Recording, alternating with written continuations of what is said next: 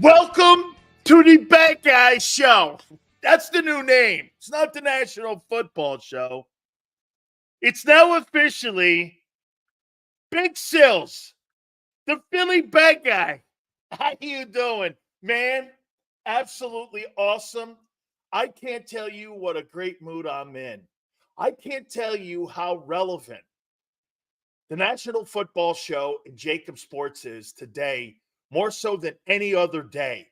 I would like to send a shout out to the National Enquirer / Philadelphia Inquirer for just promoting Big Sills, JAKIB Sports, and the National Football Show. Thank you, God. I can't thank you enough. Thank you for the free publicity. Hold on. Let me take that merit badge and put it right here. Boom. How you doing? Holy cow. Wow.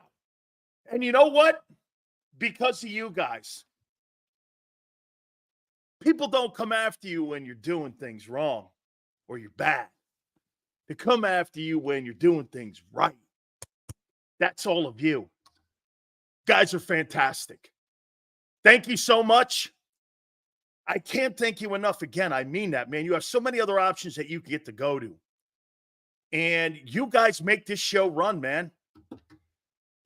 Thank the Philly fans, Sills, because Philly fans, you won't have a show. 215. And the folks in Florida. Absolutely. We get it. There's no question about it. No question.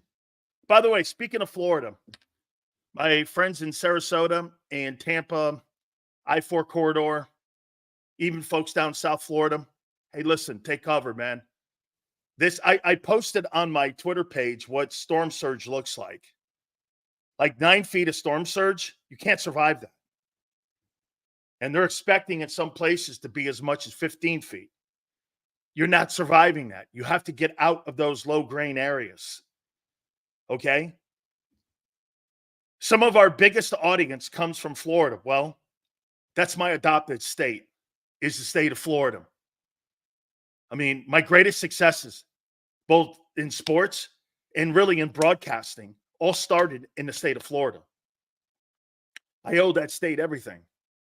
My identity, in many ways, is from that state of Florida. So it means a lot to us. And with Hurricane Milton barreling down, there's tornadoes, from what I'm hearing from my friends, that are sprouting up all over Pasco County and Hillsborough and Hernando County, down in Sarasota County too, down in Bradenton, down in the Naples area. Hey guys, do me a favor, please. I'm serious. This one looks like it's going to be like an Andrew type hit to the peninsula.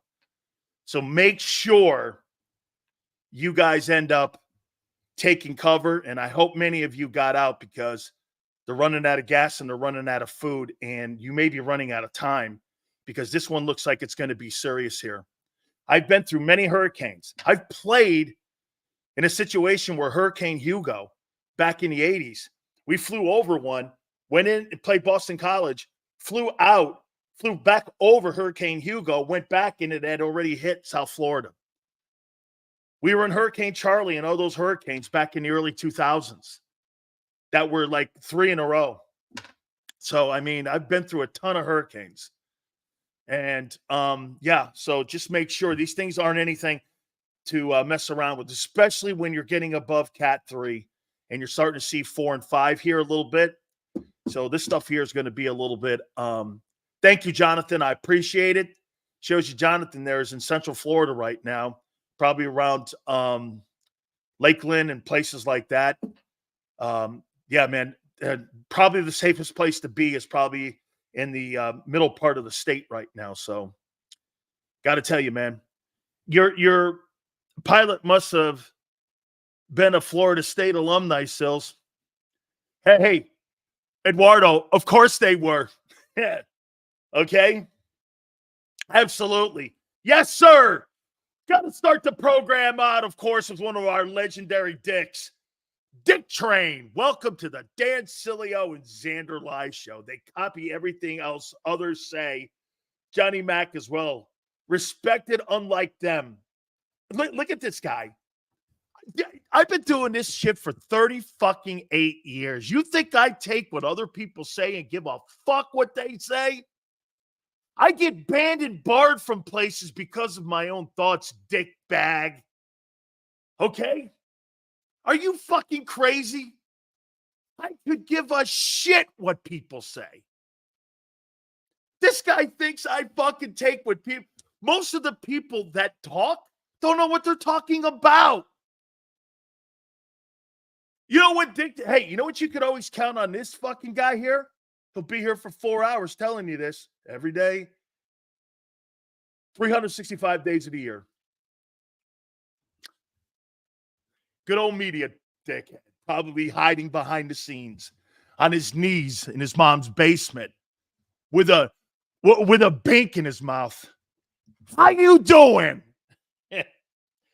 Hey, man, let's get into the sports world here. By the way, please hit the like button. We appreciate all of you on coming aboard here, including Dickhead, Dick Train. Thank you, Dickhead. Yeah, you've now graduated from Dick Train to Dickhead. How you doing? Look at that. See this guy right here? This guy's got his cannoli in his hand because you know why? I recognized him. Congratulations, Dickhead. You did it. You win. Now you can go in the corner and be one of the great masturbators. How you doing? All right.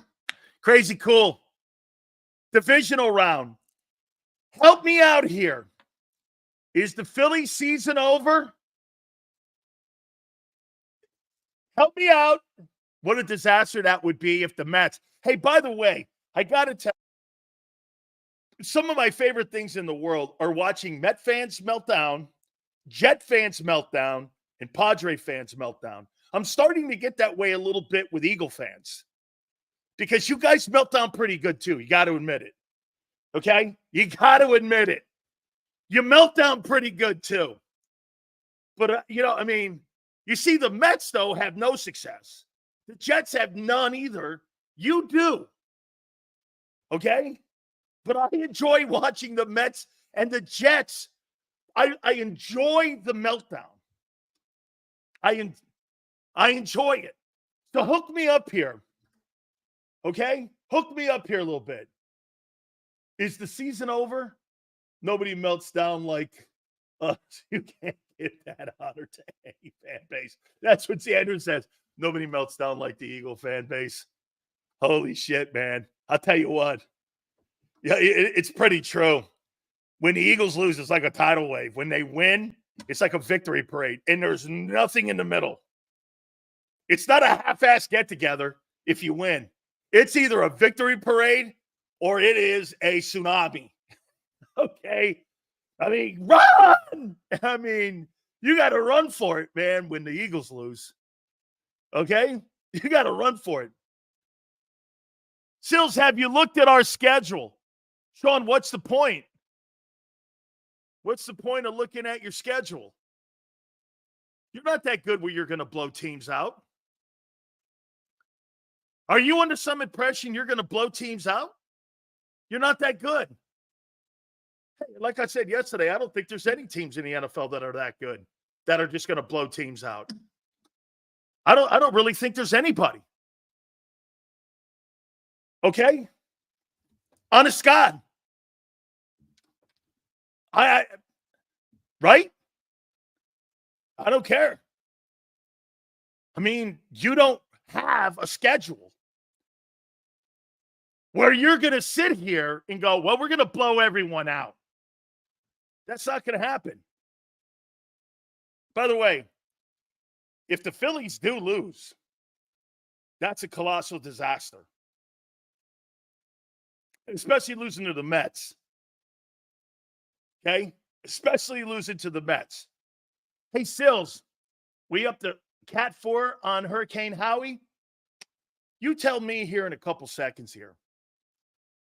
We'll see if we up the category for Hurricane Howie here in a second. Browns and Eagles on Sunday. By the way, this just in. Cooper DeJean is going to start in the slot over Avonte Maddox.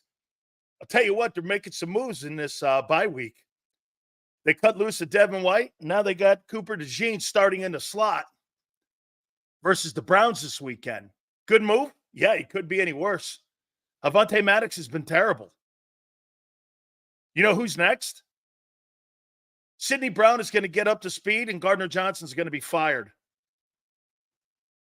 Gardner Johnson is next on this list to be replaced. He's next. You can bet any dime you had. He is completely next.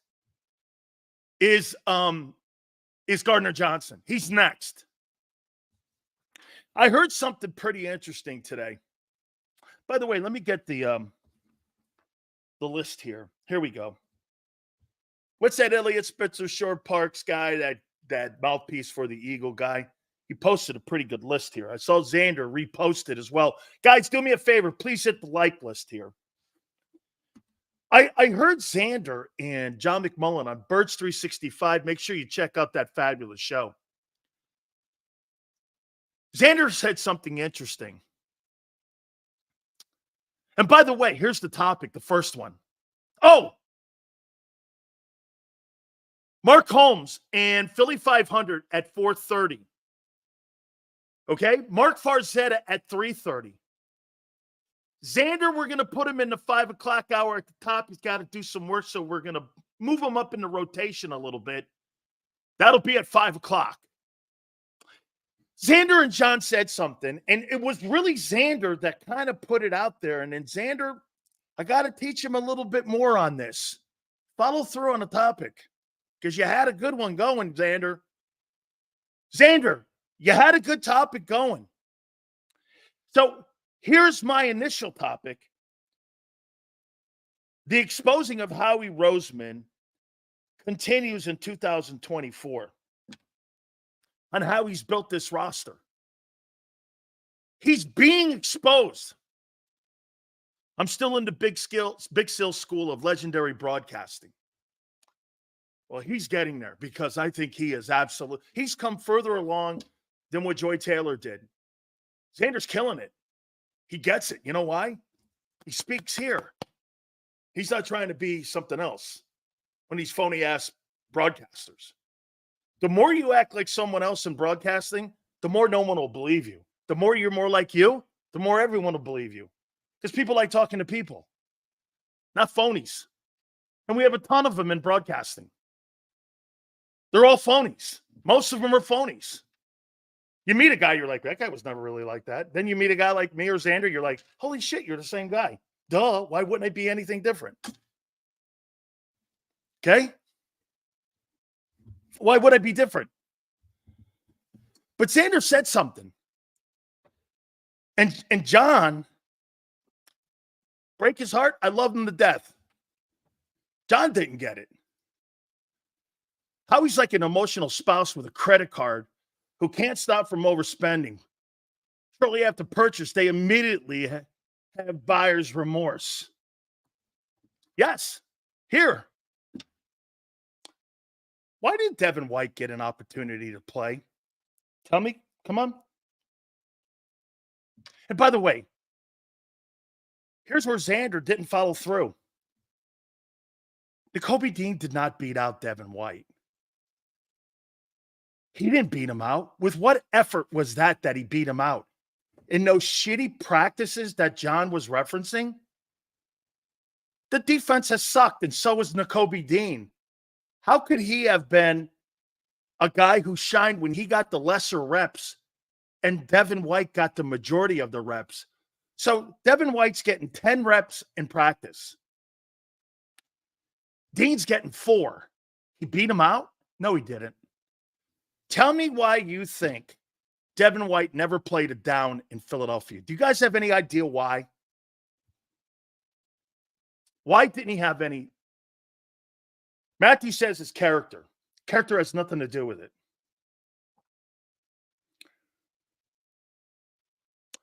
Nakobe Dean didn't win a job.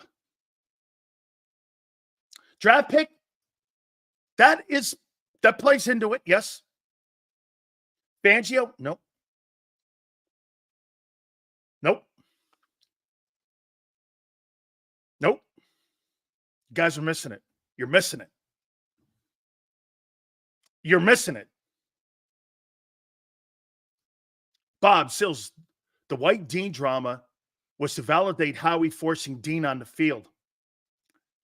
Bob, you tell me if you buy what I'm going to say here, Bob.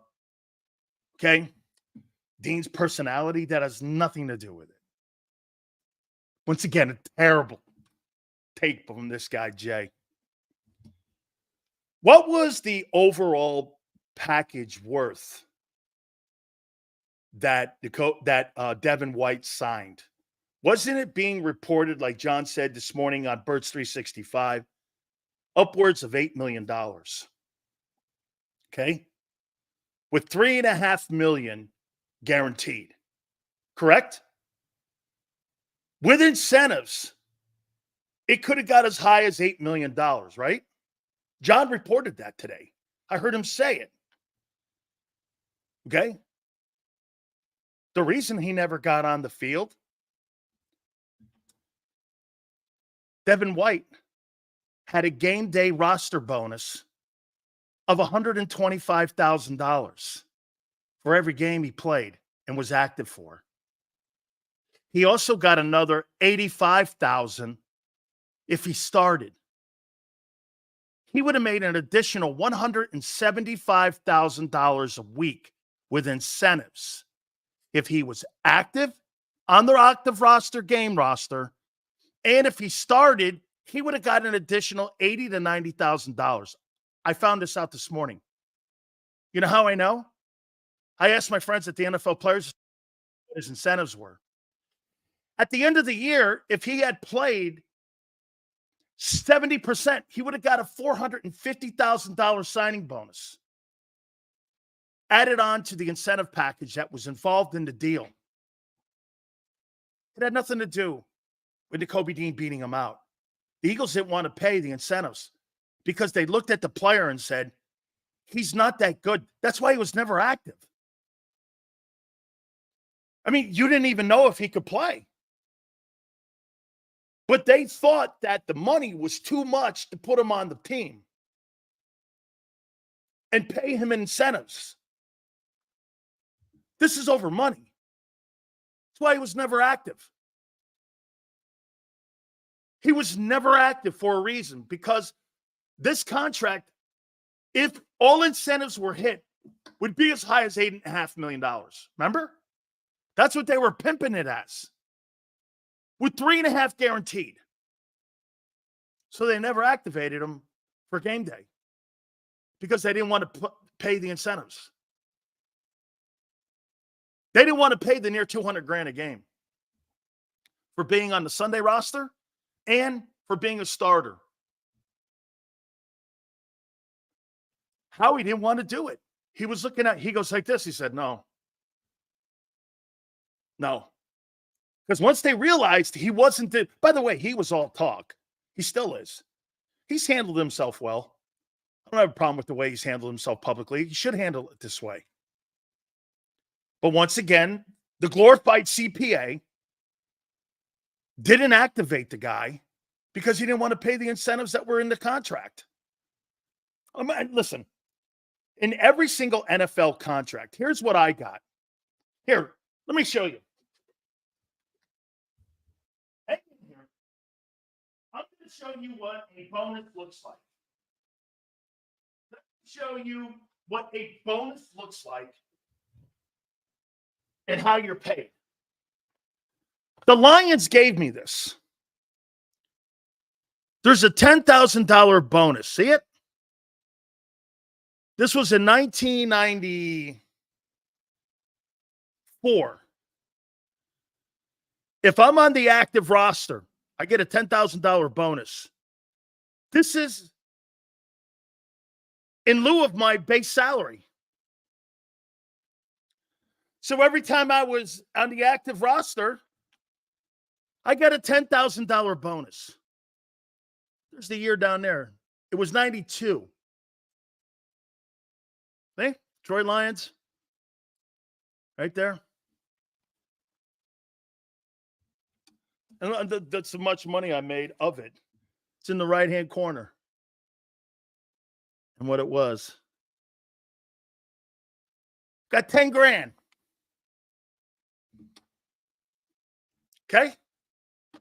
Simple. What Howie did was, Nakobe Dean has never earned a starting job. Nakobe Dean's cheap. It's cheaper to pay Nakobe Dean than Devin White. That's why Devin White's not playing. He's cheaper. They're just as good as each other. He didn't beat him out. He's cheaper. Howie Roseman, once again, has a third-round guy, and he's cheaper.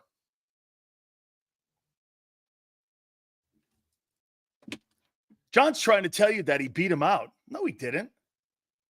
He beat him out because his salary's cheaper. They looked at both players and went, well, they're the same. They're not really both that good. But this guy's way cheaper because he's a third-round pick and he's on a rookie deal.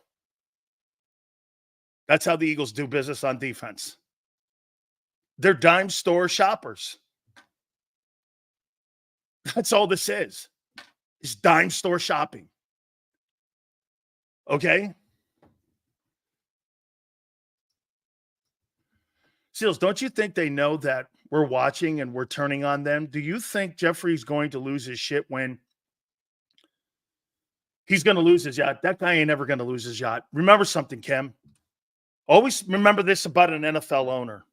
Whether he's 16-0 or 17-0 or he's 0-17, he's still going to generate $500 million come the turn of the calendar because of the television contracts and the money the league makes.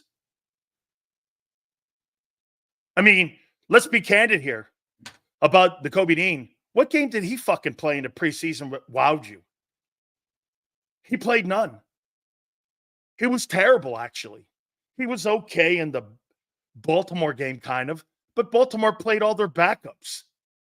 He sucked out loud, actually, in the preseason. And then you're trying to tell me, and I hear John saying, well, he outplayed him in camp. Who fucking played good in camp?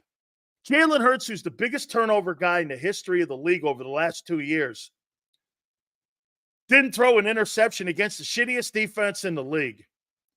And I'm supposed to sit here and go, Nakobe Dean won a job playing on the shittiest defense or a bottom 5 defense in the NFL? Really? Congratulations. Congratulations for being the smallest tree in the forest. What are you kidding me? This came down to money. Dean's cheaper. Sills, the way Howie handled White could hurt future free agent signings. If White doesn't get signed soon, he'll lose a year on his pension. Bad look for Howie, his players feel. Hey, but Bob, that's not true. Okay? He was on the active roster, Bob, for 4 games. That's a year credited. He gets a credited year. Because he wasn't active on the game Sunday roster, that's different. He was on the 53-man. They just had him scratched. His contract is guaranteed. That 3.5 is guaranteed, according to the collective bargaining agreement. He gets that 3.5. He don't get the 8. Like I said, they didn't want to pay the incentives on it. Okay? This is facts. All you got to do is go to the NFL Players Association, look at the bylaws. It's there for you. By the way, yeah, let me show you one more thing. Okay? Just to show you I know what I'm talking about here.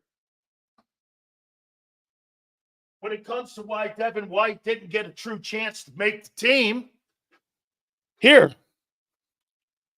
And you got people in here. I'm an NFL Players Association member. I fucking know exactly what I'm talking about. I'm an NFLPA lifetime member. All I have to do is call the league. What were his incentives? And the league tells me, or the Players Association tells me. The league won't tell me shit. Players Association will tell me I'm a NFL Players Association. Hey, coolest thing about this thing? right here. Coolest thing about this is if I ever get drunk, I get to call that number down there, that X there. They'll give me a free Uber. How you doing? Sales active roster over game roster. Got it. Right. Active roster. He was on the active roster, Bob. Get this. I mean, that's how the CBA works. Now, active roster gets you incentives. That's why Howie didn't activate him. Kim, right. Kobe Dean didn't beat him out. He was cheaper. I heard John and Xander talking. I'm like, he beat him out? When? When did he beat him out? Howie Roseman parachuted down and said, if everything is equal, we're starting Dean. One, he's a third-round pick of mine. And White's a free agent. And he's got player incentives that could pay him as high as $8 million. And if everything is equal, I'm not paying $8 million for a guy I have in the building who plays as good as him. That makes sense. It's an economic decision. That makes sense. But once again, he's a bean counter. And that's why your defense is in the position it's in. This came down to money. It's facts. He would have made an additional $190 million or $190,000 per game being on the active Sunday roster. And if he started, he would have got an additional 90. That's why Howie, 246, Howie would have had to pay him $800,000 already on top of the 3.5. No way. Right now, they would have voted him $4.5 million. That's why he was never active. Those guys are trying to tell you, and listen, it's not a shot. Not many people know this because how many people have had NFL contracts? I've had 5 pro contracts. Get this. All over the world. All over the world.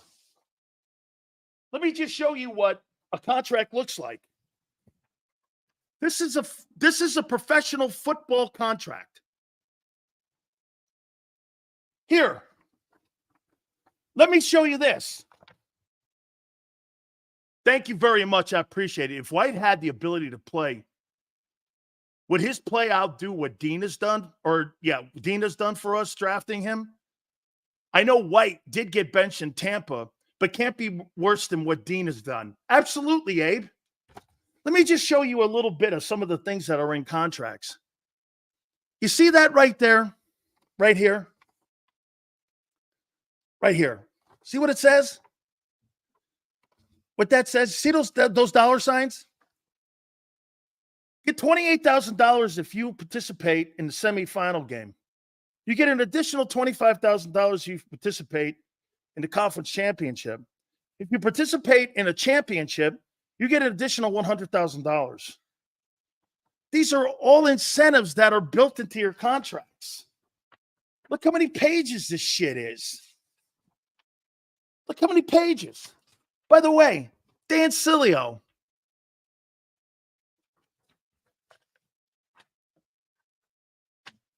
You guys are under some impression that Kobe Dean beat him out. Beat him out.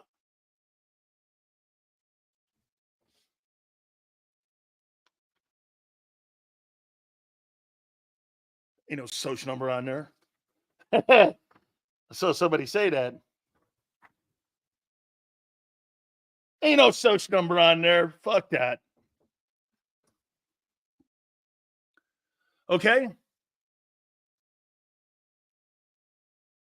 The guy didn't beat him out. All these contracts have player incentives in them. On time, percentages of plays, all of it. Sometimes your draft status is based on that. Why did they keep Kevin Byard on the field? Sure, he had incentives. Don't you remember, Steve? They restructured the contract once they signed him, they restructured the contract. It made him easier for them to get out of it, and they dropped probably some of those incentives. Don't you remember? They restructured it. Okay? If we're talking about not playing better players over money, any talk of Lurie being a good owner is thrown out the window. Dean is terrible. This comes down to money. Look at your defense. By the way, the exposure of Howie Roseman continues. You guys are under some fucking crazy impression he's a good GM building rosters. Fucking nuts. Here, this is what I posted on my Twitter. X. So, Eagles released linebacker Devin White after recruiting him early in the free agent process and giving him $3.5 million in guarantees. Here's just another example of the Birds GM Howie Roseman not having a clue on how to evaluate the linebacker position. He drafted Nakobe Dean, who's a bust, and allowed TJ Edwards and Kaiser White, who is balling actually in Arizona, just to walk out the door. I mean, who was the last linebacker that they signed or drafted that was worth a shit? Roseman has no idea what he's doing on defense, and he's a glorified CPA acting like an NFL GM. That has not changed. That's a fact. Show me one area of the football team on defense where he's fucking been competent. One area where he's been competent. One area. Why? Hey, how about this? M. Reyes says, why are we reading all the BS? Okay, then you tell me where he's been fucking competent on defense. M. Reyes, I'll wait. Where's he been competent? DT? Keith, are you sure about that? Keith, are you sure? When you're getting the shit run down your throat? I said on defense, show me one place on defense where he's been competent. Show me one place. By the way, this ain't bullshit in the middle. Show me one place where he's been competent. Where? Where? Or edge rusher. Where has he been competent on defense? Why are you lying for him? Why are you lying for? Look at this. Quinyon Mitchell. Hopefully. Seals says, Howie finally on the hot seat with Lurie. No fucking way. No way. M. Reyes, I'm still waiting. Where on defense has he been competent? Brandon Graham was not signed by Howie Roseman. Show me. Howie ditched an aging talent. We brought in depth for talent. You don't have any fucking talent? Where? You don't have a, get this, what M. Reyes isn't telling you, nobody on the team is older than 6 years who's been drafted. They don't have anybody outside of Brandon Graham since 2017 that was drafted by Roseman. Slay's the free agent.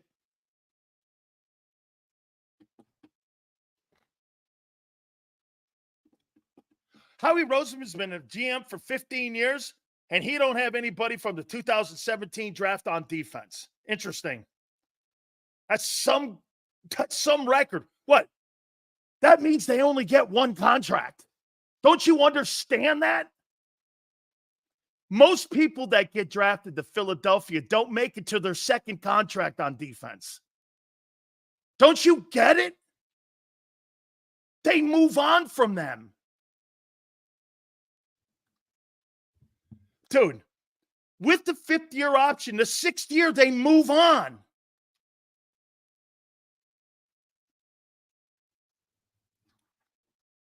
Look at that. Hargrave is a Steeler. Correct. He's a free agent.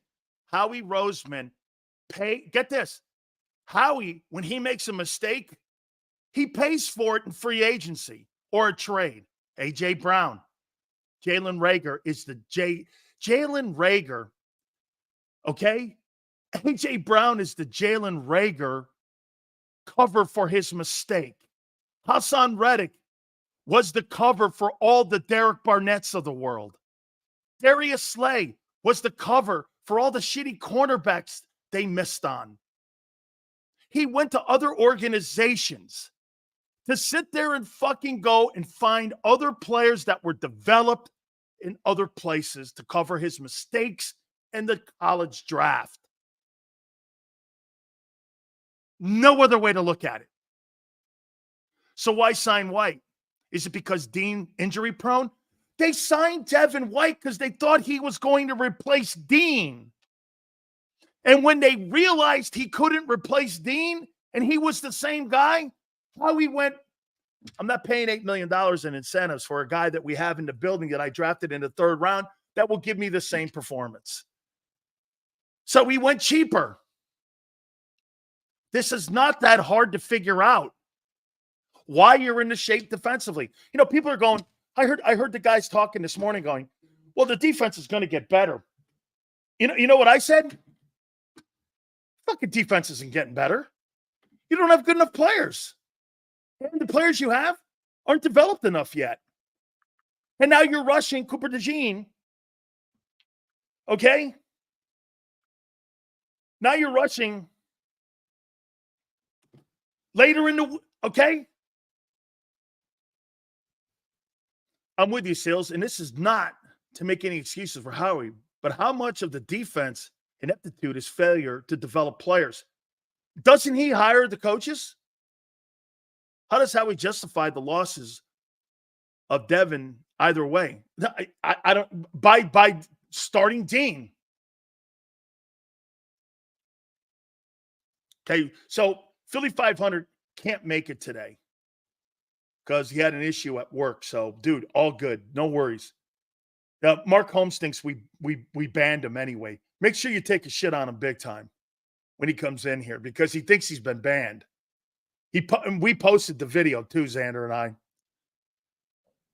I'm with you, Sills. This is not to make an excuse for Howie. How much of the defensive ineptitude is failure to develop players?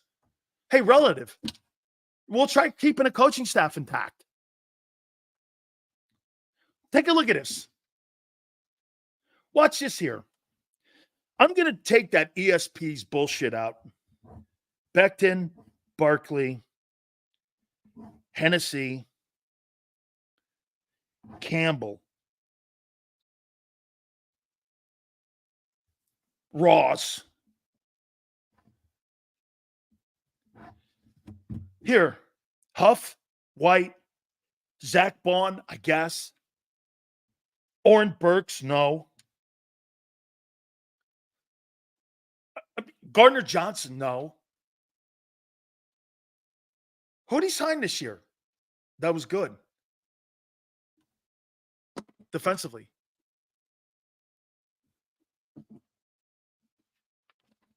Who'd he sign? You want to know what? You don't want to know why you guys kill me and tell me what a great GM he is. Prove it to me. Prove it to me.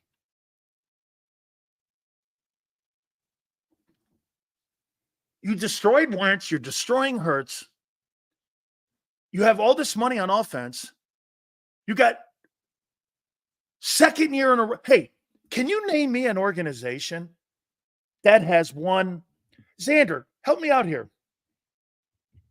11-6, 14-3.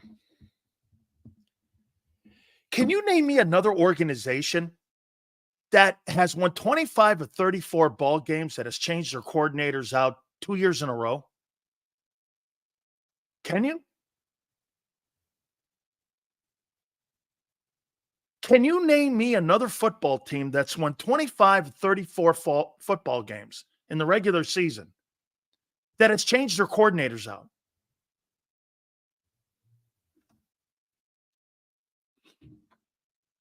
I've never heard anything like it.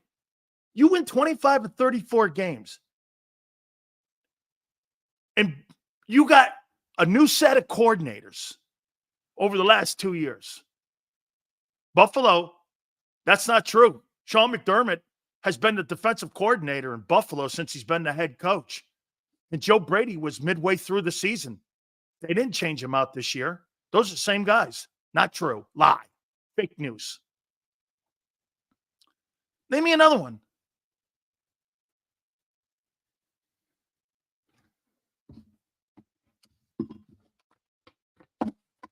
Both coordinators. Both coordinators. Again, this is the GM controlling the roster. He builds that team so fucked up. He does.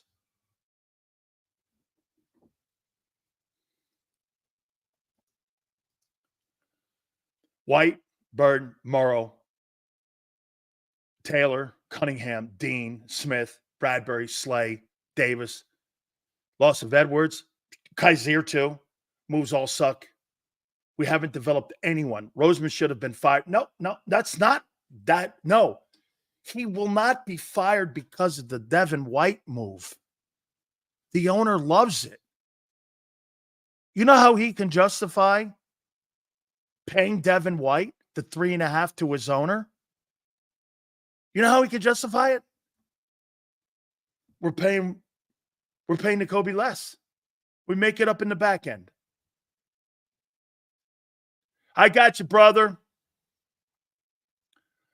Thank you, brother. Not a problem, dude.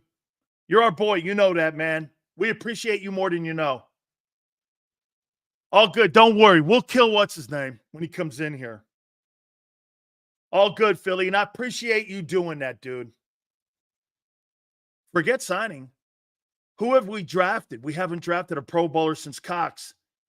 That was Andy, not Howie. We don't draft impact players. We poach them from other teams, other championship teams. Championships aren't built. And by the way, you're right, Anthony. They're not sustainable that way. Thanks for the super chats. All of them go to the top, and we appreciate it.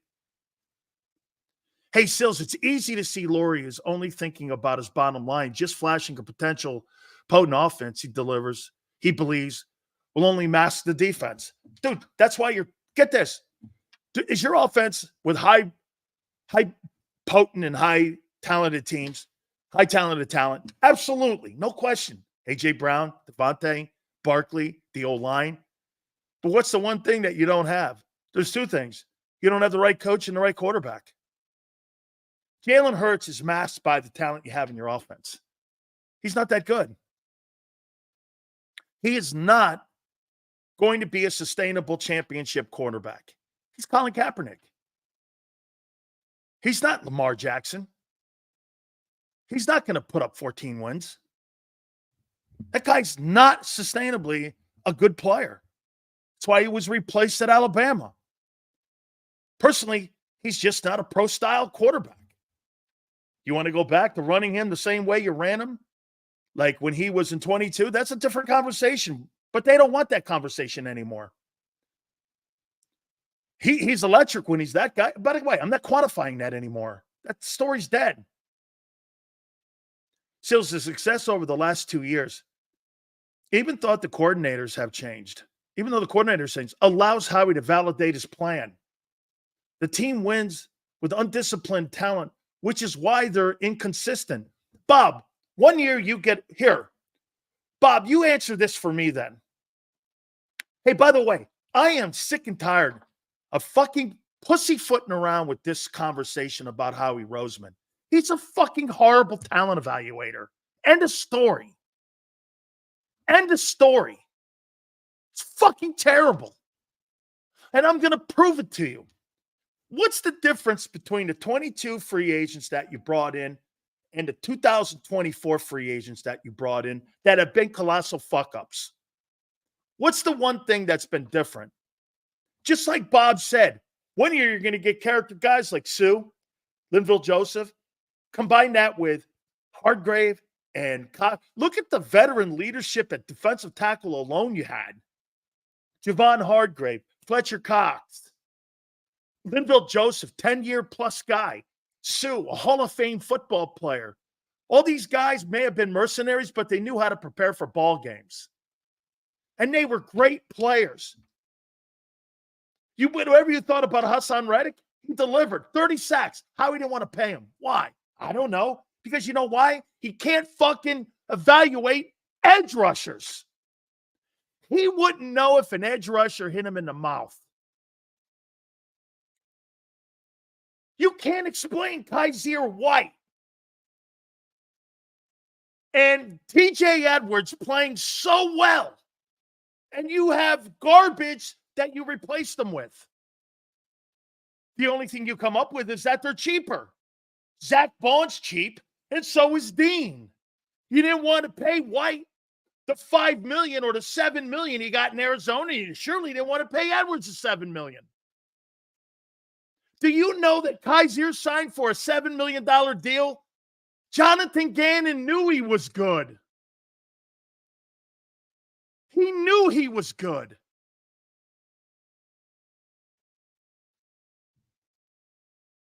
So what is the current track of Hurricane Howie? I still think it's sitting at Category 3. That thing will be Category 5 if they fucking lose Sunday. Okay? Nakobe Dean beat out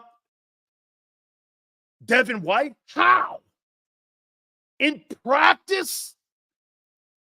Even Vic Fangio says it's not real football. He beat him out doing what? Running over bags, John? Got to give me really.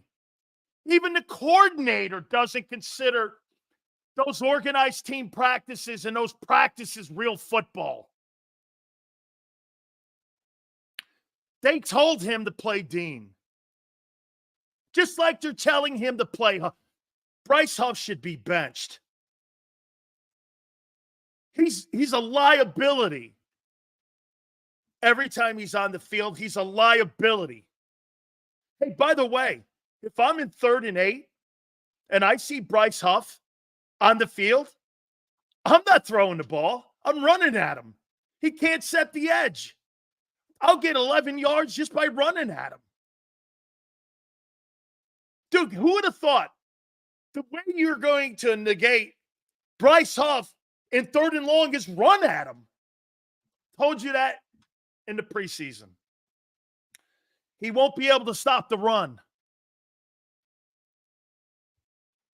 I'm not throwing the ball with him. Why would I do that? The one thing he might do well, and he hasn't yet.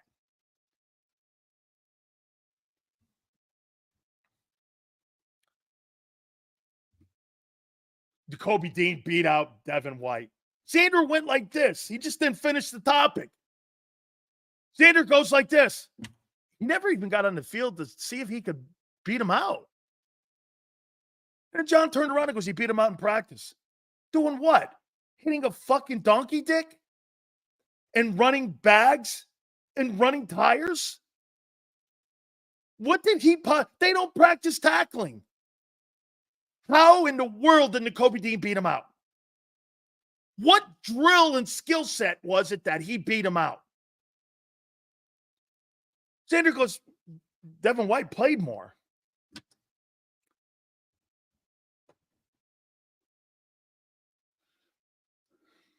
No comment.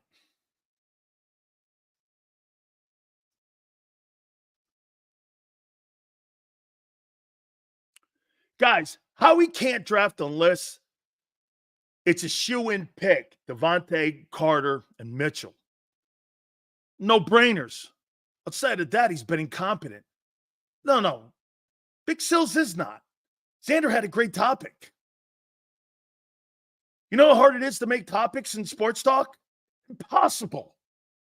And he does it every day now. Absolutely not. It was a great topic. Because he was trying to answer it without disrespecting John. How did the guy just not get on the field? I'm remembering what Xander said just because he didn't even get a shot to see if he could outplay him, though. Well, John turned around when he did it in practice. Doing what? He had the less reps. I'm doing what? What possibly could he have done?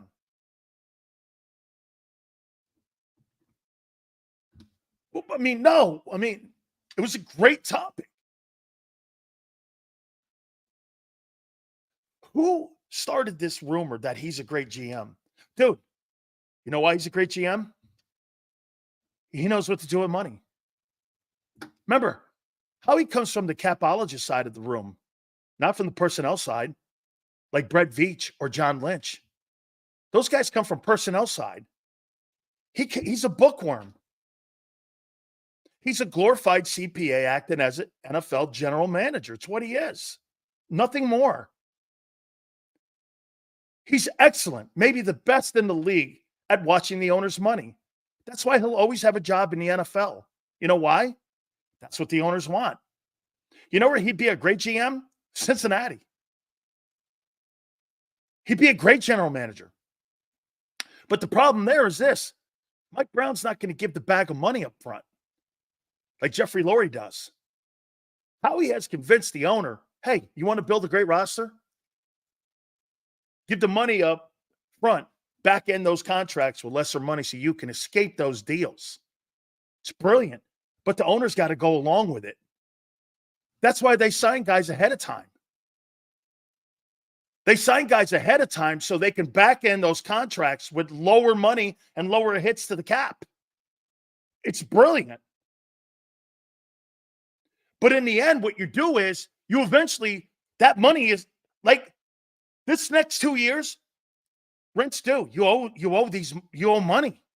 You owe over $300 million, which will have to be restructured. And that's why your defense, hey, by the way, the money you spend on offense has people, I think Xander too. Some of you guys, I kept trying to bring this up. Well, the reason you haven't spent any money on defense is because of the money you spent on offense. The money you gave A.J. Brown has affected your defense. The miss on Rager has affected your defense. Instead of having a rookie on a contract for 5 years, you've paid $100 million to A.J. Brown. You don't think that money could have been spread around like you see in Kansas City and other places like Green Bay?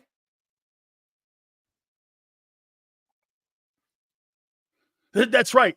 I just saw somebody in here. And you're paying $24 million in two aging cornerbacks, one who doesn't play and the other one who's past his time in Slay. Those are economic disasters. The White deal's not economically disastrous. The cornerbacks are.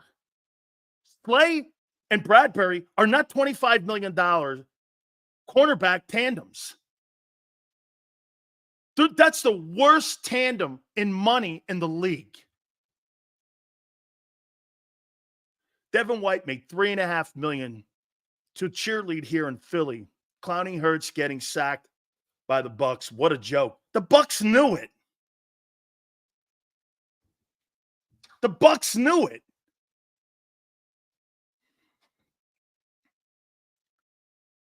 Get this. This guy misses the point.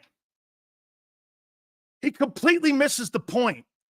A.J. Brown is one of the issues in why the defense doesn't have stars on it. And you don't have people on second. Hey, what guy, help me out here. What guy that Howie has drafted on defense is on a second contract on defense? Let's see. Landon Dickerson on offense is on a second deal. Mulata's on a second deal. Hurts is on a second deal. Name me one defensive player that he drafted that is on a second contract. Josh Sweat. Who else?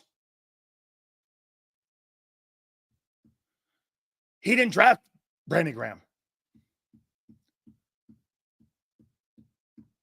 So in the last 15 years, he has one guy who's made it to a second contract. Is that right? Where the fuck are you telling me he's a good talent evaluator? Prove it. Blankenship wasn't drafted. Blankenship was a UDFA. Dude, that guy does a better job at finding undrafted free agents than he does drafting players on defense. Crowley, he didn't draft Reed Blankenship. Seals contracts and trades hide Howie's inability to draft and develop. Bob, how come the media in Philly doesn't see that? Ask anybody. They'll swear to you he's a phenomenal drafter. I don't see it. I look at Jalen Hurts now and go, like I did before, that's not an elite quarterback in the league. I'm not building my team around him. No fucking way. What guy on offense would you build your team around? AJ, Lane, Mulata. Who else? Funny, AJ, he didn't draft him, traded for him.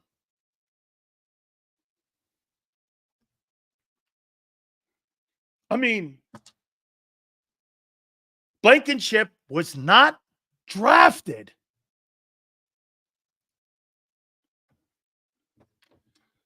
Defense.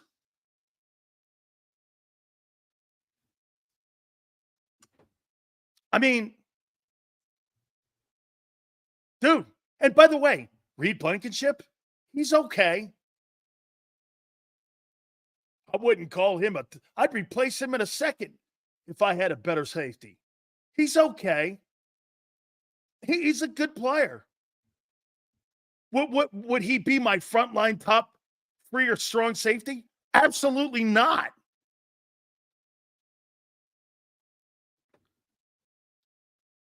Dude, that guy, he stinks at drafting.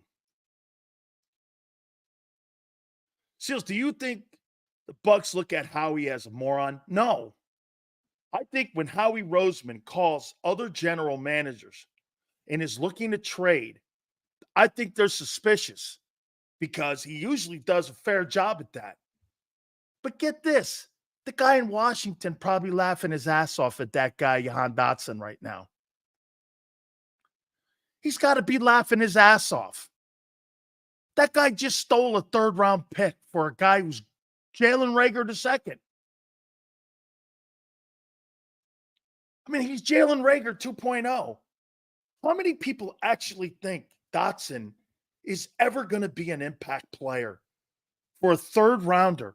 Do you know right now what the Raiders are looking for? The Raiders are just looking for a second-rounder for Devonte Adams. No team is willing to give up because of his age a second rounder for Devonte fucking Adams. And the Eagles gave up a third-round pick for Jahan Dotson. You could have had Devonte Adams maybe. The Raiders only wanted 2. They only wanted 2. You gave a 3 for Dotson.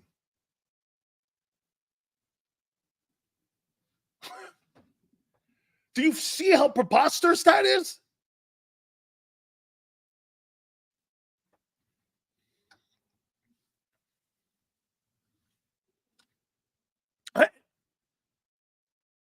No, this guy misses this too, Slagger.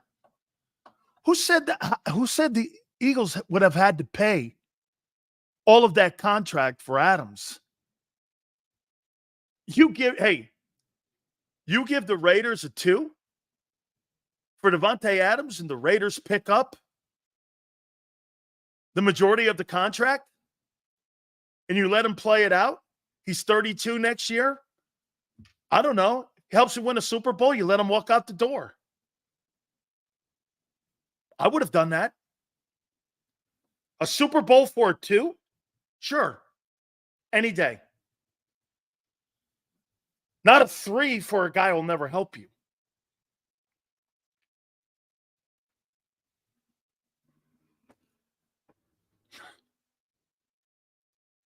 This guy's dumb. It's dumb. In the past 8 years, who has Roseman drafted after the first round that was not picked by Stoutland for O-line? Sam, that was decent. Sweat?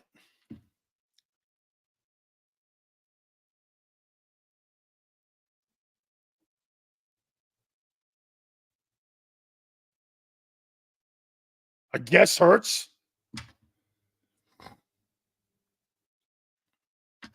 Where is he good? Milton Williams? All right.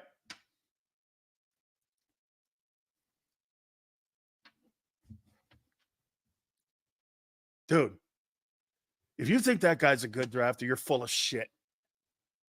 You have no idea what you're talking about when it comes to football. If you think that guy can draft and build a team through the draft, he can't.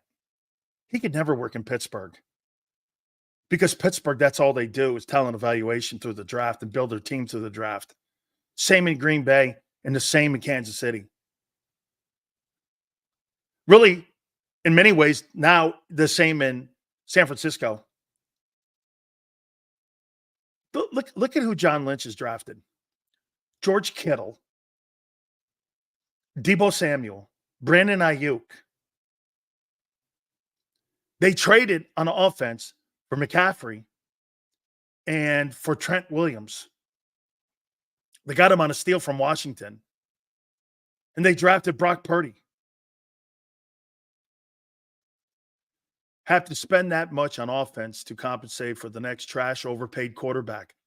My Commanders, FO, is laughing at Philly, how he evaluates like Dan Snyder. By the way, that's an owner thing too, remember. Jeffrey Lurie thinks he knows what he's fucking doing too, and he's a non-football guy. He has no idea what he's doing. His analytics, between the analytics, they use the analytics also to draft players. That's why it's all over the place. Okay? Thank you, Manster. Appreciate it. All super chats go to the top. That's a nice comment. Dude, think of this. Okay? They use analytics in free agency and in the draft. Nobody drafts Nolan Smith.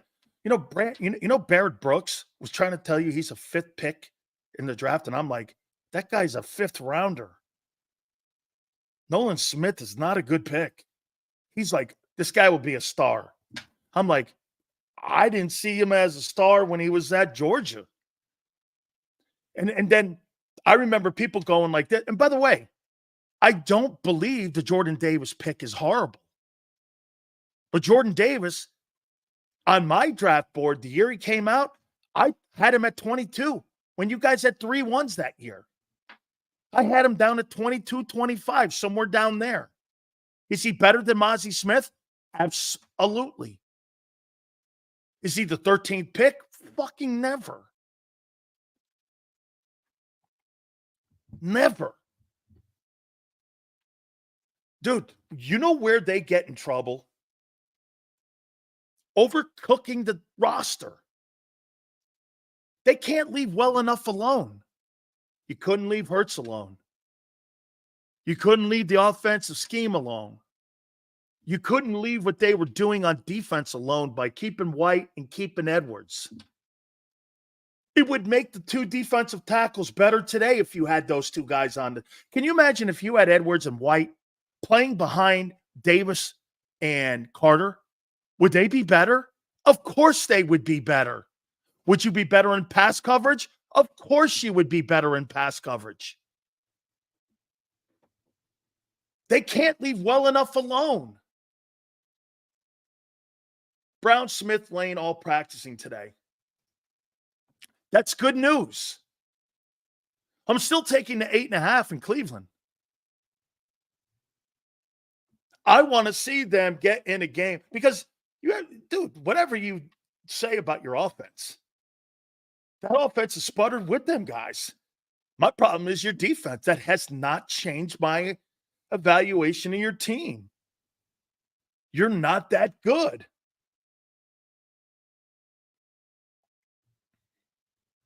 You have no edge rusher on your team right now.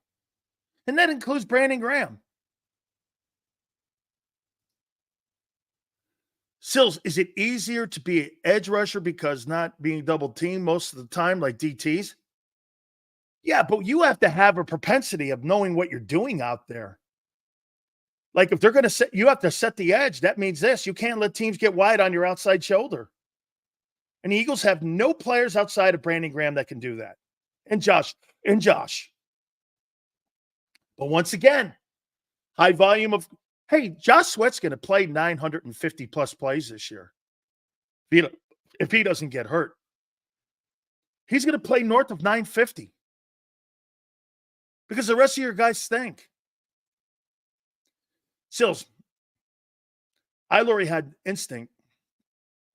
He should be talking to Mike from Kansas City. I like this guy here, Berganzi, as a GM draft personnel guy, how he does calculations only.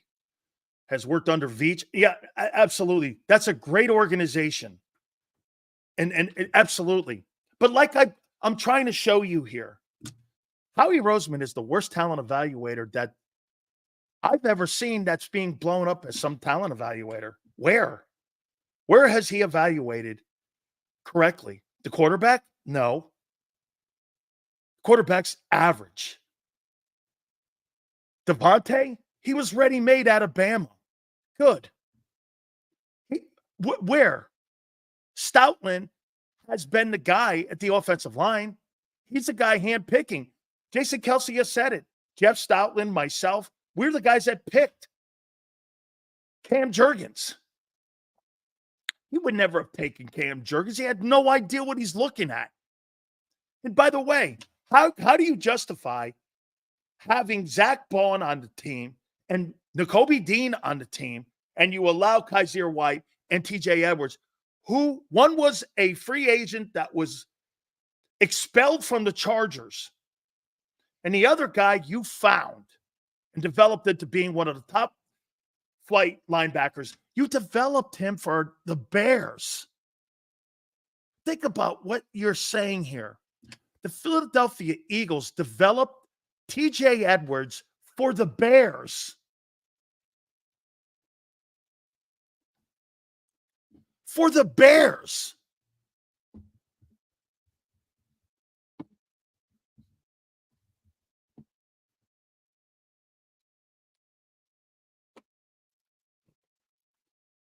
For the Bears. By the way, this stuff that has gone on for telling me how great this guy is, it's enough. He stinks as a GM and personnel. Get this. You guys are saying that Kaiser White stinks. He had 120 tackles his final year in Philly. You haven't had a linebacker better than him. You're out of your fucking minds. You look at your team and think you're better than you are. Get this. Keith says you can't pay everyone. Keith, you pay no one on defense. You pay no one. You didn't upgrade your defense with Huff because all you did was move Reddick's number over to him. That wasn't. And by the way, I see someone bring up Zach Bond. Zach Bond? He's fucking common. He's a common player. Let's see how this is for 17 weeks. You really think that guy's going to play great football for 17 weeks? Never. Never.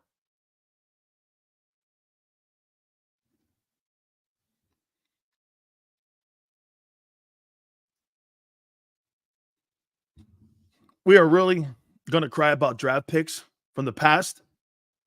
Draft picks from the past, I'm talking about the last 4 years.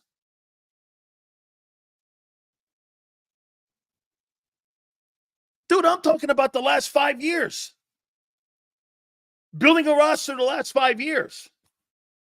Hey, how about this, Mike? Name me one fucking guy you've drafted in the last 5 years that you think is an all-pro or he's ever drafted as an all-pro. Show me one. There is none.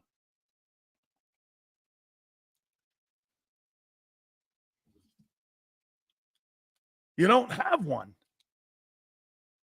All your money and talent is on offense.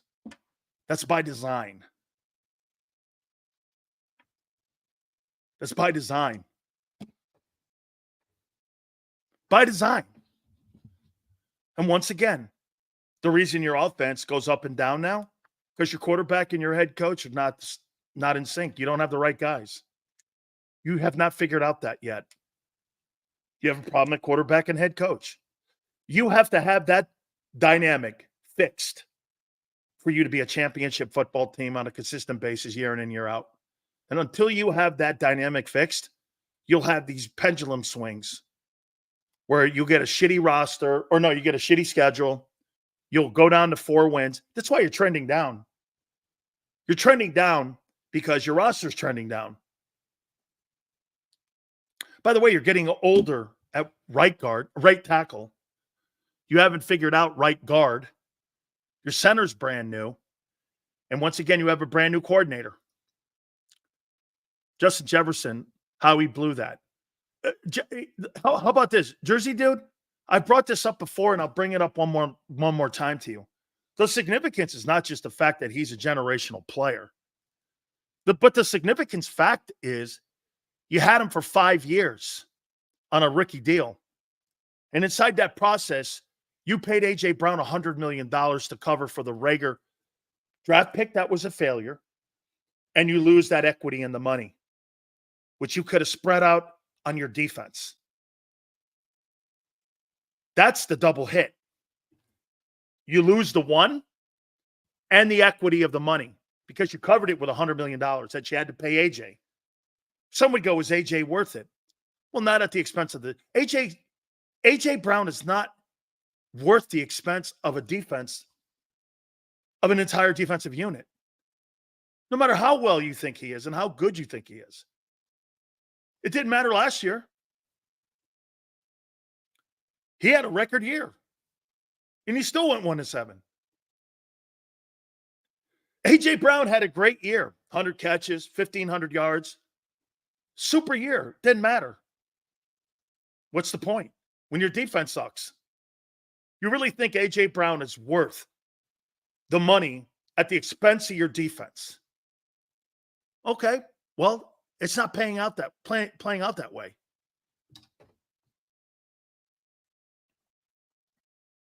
And he's just one of the guys on offense that you're paying. Then you turn around and you address him on, he has 2 years remaining on the deal and you give him more money. Why not fucking address the Xavier McKinney or Patrick Queen or somebody or Brian Burns? No interest in that. No interest. Howie paid all the players based on 22. This team sucks. This team sucks constructed-wise. By the way, Farzetta will join us at the bottom of the hour. Good point on defensive effect of AJ. Completely. Think about this. Like I said, you know what? Devonte Adams is a gold mine. He gives you a hometown discount, which is not going to kill you. He's going to make like $9 million this year. Next year, 14 something. He allowed the 5th-year option to be involved in the deal. Why he did that? The guy in Detroit makes more. And is he better? I don't know. I don't think so. That St. Brown guy? I think he's a good ball player. Is he better than Devonte? I don't know. I think they're kind of compatible. But that guy's making $32 million. He gave you a deal. And he's going to give you a deal for the next 3 years until that back end hits. It's one of the very few contracts that Howie did that was back ended loaded with bigger money. Because why? How we drafted him.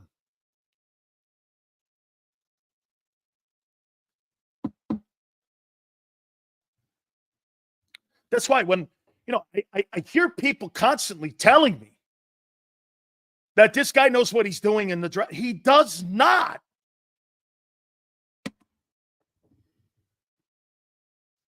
Get this. Here's another issue. Vic's scheme isn't aggressive enough. Gannon ran the 43, bend, don't break. He's more aggressive at times. Forrest, why'd you hire him then? Knowing full well you don't have the personnel to fit the scheme. It's Howie plugging and playing again, not understanding he doesn't have the people to play Vic. Vic is the wrong coordinator for that talent. You know where Vic would work? San Francisco. Because he has rushers and he has Fred Warner and Hufanga.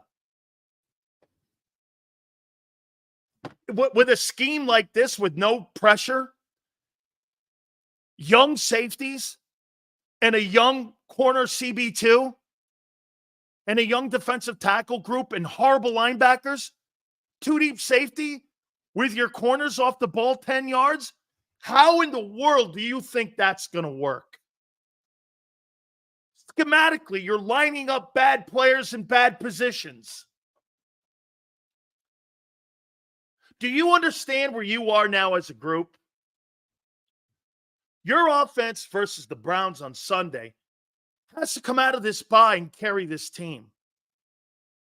You're going to be in every fucking game this year, rest of the way out. You're not blowing anybody out. You don't have the talent to blow people out. The Eagles could score 30 points and put up 350 yards of total offense and lose. You're kind of built like the Bengals.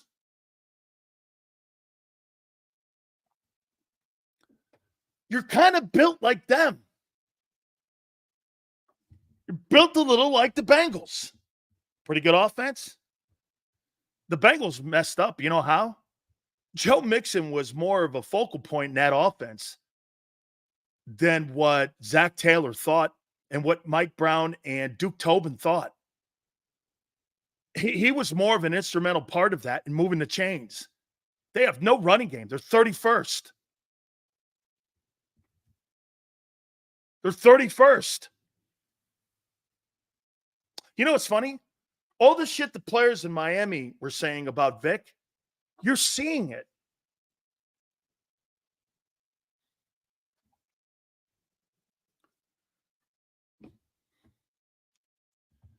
Hey, get this.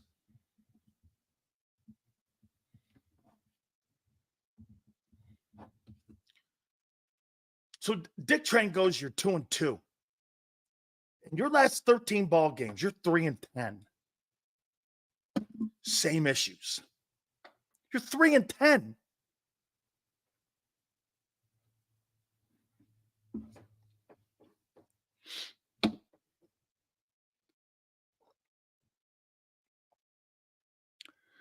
Sills and Redskins are the new 49ers East. Cheap quarterback, build your team. They're also $120 million in cap space in 25. Hollywood Hogan, it's a great point. Let me put it to you this way here, Hollywood, on how the Seattle Seahawks and the Patriots were built. Okay? And how basically Kansas City's being built. Follow me here, Hollywood. How many years of equity do you think New England got with Brady being a 6th-round pick where they didn't have to pay the quarterback to build the defense, the O-line, and they never spent money on wide receivers, ever? They didn't spend any money on wide receivers the entire time Tom Brady was in New England. Remember how they got Randy Moss? They sent a 6th-rounder, a kid from Syracuse, to the Raiders because everyone thought Moss was out of gas in Oakland. They didn't spend any money, and they gave him a league minimum deal. And when he wanted more money, what did they do? They traded him. They never spent a dime on anybody in New England. They had 5 years of building that roster and dynasty up. And what became a bigger factor? Brady never made the most money in the league. He wasn't even in the top 5 in salary. Brady didn't make big money until he got to Tampa. He never made big money. Why do you think during the Pete Carroll era that they were able to build that defense and they were able to build, you know why? John Schneider finding Richard Sherman, Cam Chancellor, Michael Bennett on free agency, drafting in latter rounds, and Russell Wilson was a third rounder. Tavares Jackson, who was a backup quarterback in Minnesota, made more money in Russell Wilson's first 3 years than Russell Wilson, who had taken to a team to a Super Bowl twice, 2 times in a row, winning one of them. Do you know that? That's how Seattle was built. Look at how Seattle's being rebuilt now. They got Geno on a comp deal of $20 million a year. They're not paying $50 million for a quarterback. And they're getting the same results, if not better results, than Hurts.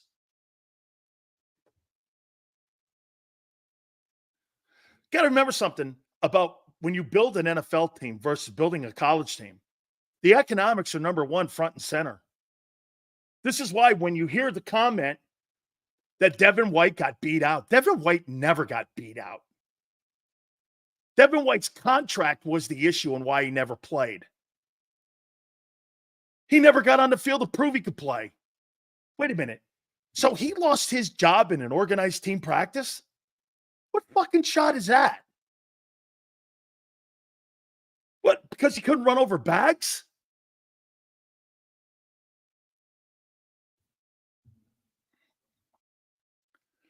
Yeah, get this. Sills, the Seabags won 1 Super Bowl with all that talent. They got 2 NFC titles and a Super Bowl out of that. Yeah. Not everybody's as fortunate as New England. Okay. They still won.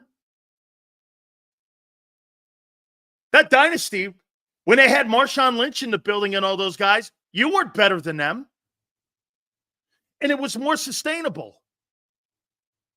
You didn't have these giant flips and ups and downs like you do on defense. The Legion of Boom was intact for 5-6 years. Yours has never been. Ever.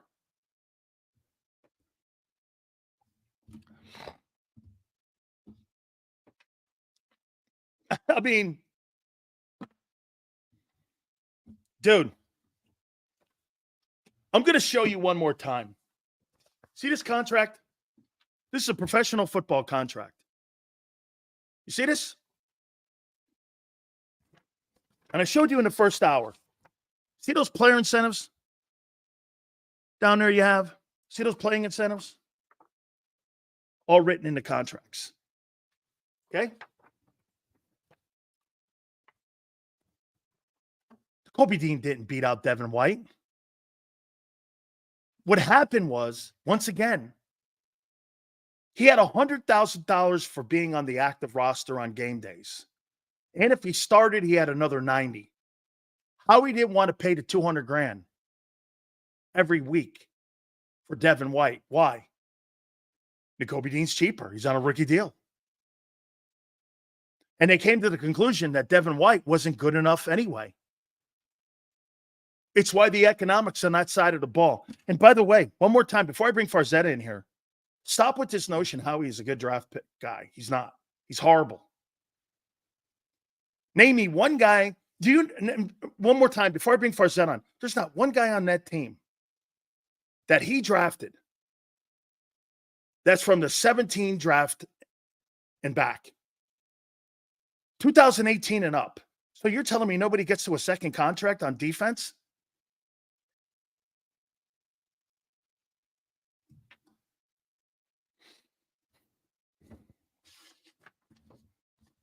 this ESP guy, who's a mouthpiece for the organization, put down, believe it, I couldn't believe that he actually called him out with all these horrific draft picks or free agent signings that Roseman's had. They're all horrible, every one of them, except for Becton and Barkley. The rest of them suck. Okay? I mean, let's bring in Mark Farzetta, who's been covering this team a hell of a lot longer than me. And by the way, before we get into football here, Farzy, Phillies, I mean, please do me one favor. What's that? Don't ever lose to the freaking Mets. You can't lose to the shittiest franchise in all of baseball with their horrific – wait, the Jets. All right, the Jets have the worst fans. The Mets have the second worst fans. I'm showing my colors here a little bit. Okay, you can't lose to those people because you know how obnoxious – if I'm obnoxious, Met guy's more obnoxious than me, okay? Can't lose. It's over. All I can do is I'll promise you that I'll do my best. That's all I can promise you. I swear I won't swing at the first pitch. I'll play situational baseball. I'll play small ball only because I'll have no other choice. But yeah, it sucks. And as a community, a Philadelphia sports community there, Sills, I can't stomach, as a guy that was born and raised in the Philadelphia area, I can't stomach the idea of the Eagles collapse at the end of last year. And just as a bonus, seeing the same mistakes made this year. That's crazy. The Sixers getting bounced out against the Knicks, and then watching the Phillies get bounced out against the Mets. Those are all things that I really hope I don't have to stomach, but that's where I think I am. That's where I think I am, unfortunately. You know, I'm going to bring up a Paisan's name here. I'll tell you what I do like, though, a guy that represents the city pretty well. Castellanos, watch this. You're at the plate, and you go like this. These fucking people, man. Then he hits a walk-off. I'm like, I love that guy. Okay? Wait, is he Italian? He's not. Is he Italian? I thought he was wait a minute. Sammy Sosa to me is Italian. Moses Malone is Italian. Anybody that has a vowel that ends with a vowel, Farzy, where the hell are you from here, man? Come on now. If you have a vowel, it's Castellanos. Okay. It's Castellano. I'm sorry. Yeah. No, it's Castellano, in my opinion. Okay. Fair enough. Okay. Fair enough. Hey, anybody with vowels in their name, as far as I'm concerned, Sammy Sosa is a Sicilian. As far as I'm concerned, yeah. Well, now he's changed his color of his face. It looks like Michael Jackson. That's another comment. I don't know. I'm not going to go down that road. Understood. But hey, that's a really weird look there. I don't know. No. Fair enough. It's been rough to watch the Phils, man, and I don't see them pulling it out today, unfortunately. Wow. So yeah, we're gonna have to stomach that. That'll be a great time. Oh, and then we get to watch the Eagles play the Browns. Ooh. Okay. Yeah. Hey, so I see Ajita starting to come up here a little bit here with Farzetta here. Hey, explain to me, have you now come to the conclusion that you're watching what this 24 team and how it was built roster-wise? Are you starting to see, especially defensively, the ineptitude of how this guy, or the inadequacies of Howie Roseman and how his talent evaluation on defense? I brought this up, Farzy. There's nobody on that team from the 2017 draft and back except for Brandon Graham, and he didn't draft him. So you're telling me nobody gets to a second contract on defenses in Philly? Apparently. I mean, that's not been Howie Roseman's strong suit in any way, shape, or form. And one of the things that really stinks about watching Howie Roseman and what he's been going through, or what he's done as a general manager, is the defensive line. He thought with his last two draft picks on the D line, he had guys that were going to take over and be 10-year guys on that D line. He thought he was going to have guys that were going to be the next Fletcher Cox, that type of thing. And it's far from it. And I was waiting for the coming out party of Jalen Carter. I'm still waiting for the coming out party of Jordan Davis. Those guys, as the quote, the guys on the line, the guys that has nobody else coming to save them, they're not the guys. The first 4 weeks I've seen from them this season, with them supposed to be the anchor of that defensive line, in which everything else is built around. When you talk about edge rushers winning their battles, I haven't seen it. Linebackers being able to step up and fill gaps, I haven't seen it. Zach Bond has surprised me, but that's not at a Pro Bowl level by any means. So those are guys that he's hanging his hat on, and they failed. They have failed. I'm happy to see, on another note, I'm happy to see that the Eagles are going to be trying something different, at least according to reports, with Cooper DeJean playing the slot corner position as opposed to Avonte Maddox. I look forward to seeing what Cooper DeJean could do. That's not to say he's going to go out there and be amazing, but hopefully better than Avonte Maddox. And I will also say, you are absolutely right on every assessment you've made of Howie Roseman when it comes to long-term deals and long-term talent. But I will say, oh my God, Quenyon Mitchell looks like the real deal. He does. I'm not defending Howie Roseman, but I will say this. When it comes to the draft, that kid looks like a player. And if Cooper DeJean is anything close to that, not having to play safety, not having to play outside, but having to play slot, then the Eagles are going to have a little bit of a revamped secondary as far as those two young players go. It's funny. I never would have thought Howie would have picked possibly two good corners before he took two good defensive linemen. I showed people a professional contract with incentives that, you have in it. And I'm a member of the NFL Players Association. So I asked what kind of contract incentives, not exactly what the numbers were, but somebody gave me two of them when it came to Devin White's deal and why he was not ever activated for the game day roster, but he was on the 53-man roster, which gave him, get this, he gets his credited year because he was on the roster for 4 games.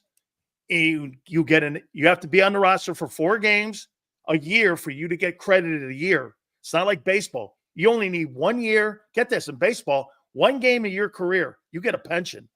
So every year in the NFL, you have to play 4 games that year to get a quality pension year added to what your incentives are going to be when you retire.